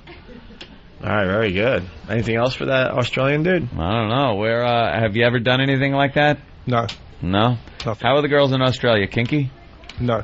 No? No, not at all. I heard they are. No. It's weird. Where are you from in Australia? Melbourne. Melbourne. So it's Melbourne or Sydney? All right. Because that's the only 2 cities there are, right? It's the only places that are civilized out there. The rest of them are a bunch of aborigines with didgeridoos and oh, shit. we know that, yeah. Right, There's alligators everywhere and kangaroos jump and you can't everywhere. you can't even go out west. No. Holy shit. They're still on the East Coast out They're there. just the coast. Everything else is a wasteland where only the road warrior drives around. Let's go to Ryan. Ryan, what's up? Hey, guys. Hey, man. You guys stepped on another line. Ant had a line. You're talking about the girl that wanted to suck cock, and you're talking about the different buses. And when you mentioned the short bus, Ant said, yeah, that'd be good. You'd have a guy with a hockey helmet in your lap. I didn't hear it. Well, that's very good. Craziest thing I ever did, I had sex under a table at F.H. Riley's during the St. Patty's Day Bash this Saturday starting at 11:30 a.m. at 400 New York Avenue in the heart of Huntington Village. So what a plug. Who's that? That was Nate Sack from Whackbag, Jericho, Long Island. Yeah, the party starts very early at F.H. Riley's this Saturday. Plug. And we're doing the karaoke starting at 8 o'clock. You're going, right? Oh, yeah. All right, good. I got to get out there at some point. Where exactly is that? In the heart of Huntington Village, yeah. Is that Long Island? Yeah, it's about 50 minutes from right here. 50? Without traffic. Ah, fuck that. All right, here's the last one. And we got to get out on time because today... No, that's all right. I don't have a car. You know how long that takes to get out of a car? It's fine. Switching trains and standing on platforms. We got to leave on time today because they're doing the hello bit from Antoinette. Remember? Oh, yeah. The Rick Springfield hello call because we were talking about prize pigs recently. Pigs. So we got a few requests for that. The last fantasy from the studio audience was to see me at Caroline's next weekend. Thank you, Bill. Fantasy. Thank you. Wow. That seat is magic for plugs. It's like Jimmy. You just fuck his father. Fuck his father, or wear a strap-on. Oh, Bill, she gave herself away. She's hiding. She's like, she wants to just disappear. She couldn't keep herself together. It's the one in the back row. Look at her. She's losing her mind. Oh, my God. Fuck the boyfriend's father? Is that your boyfriend right there? I'm Molly's sister. Oh, that explains it. Just nuts. And what is her fantasy? She wants to fuck his father. Who are you going out with? Is he here? No, we broke up. Oh. But I still so want to bone his dad. How old is his dad? He's 40-something. How old are you? Oh, my. Way younger than that. 21. 21, and he's upper 40s. Where is he at? Yeah, maybe early 50s. We have to investigate this. Do you think he ever picked up vibes? Were you ever like flirting with him? No. What is it about his father? Well, it was his stepdad for one, and he was just hot. Just really hot. Oh my Jesus Christ! Everyone's just like flabbergasted. I would just how great would your life be if you were actually that 40-year-old that some fucking 21... All I'm thinking of is that fucking American movie Beauty. Poison Ivy Poison with Ivy. Tom Skerritt just fucking, who was it, Drew Barrymore or yeah, and he's just fucking her on the piano stool, and then his daughter walks in and kind of sees it.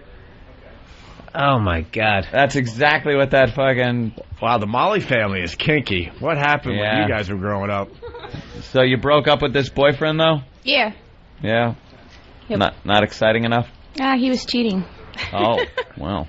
With your mom? Would have been an ironic twist to the whole thing. And what's up? Be a revenge fuck. Yeah. And what's up with the strap-on thing? Oh, he was such a queer. I would have loved to bend him over and fuck him like a bitch. I just hated him. Wow. How long did you guys go out? How long did you go out? A year. A year. A year, and you wanted to fuck him in the ass with a strap-on. Oh, I would have loved to. Wow. Bill, you had... And there is no, not believing that statement No, whatsoever. she absolutely would like to. All right. Well, give you guys this a round is of applause. This is what he would look like afterwards. Yeah. All right. Bravo. I like doing visual jokes on radio. That's all right. I laughed. Bill, great question today. Oh, thank you. That was great. All right, we got to get out of here. Yeah.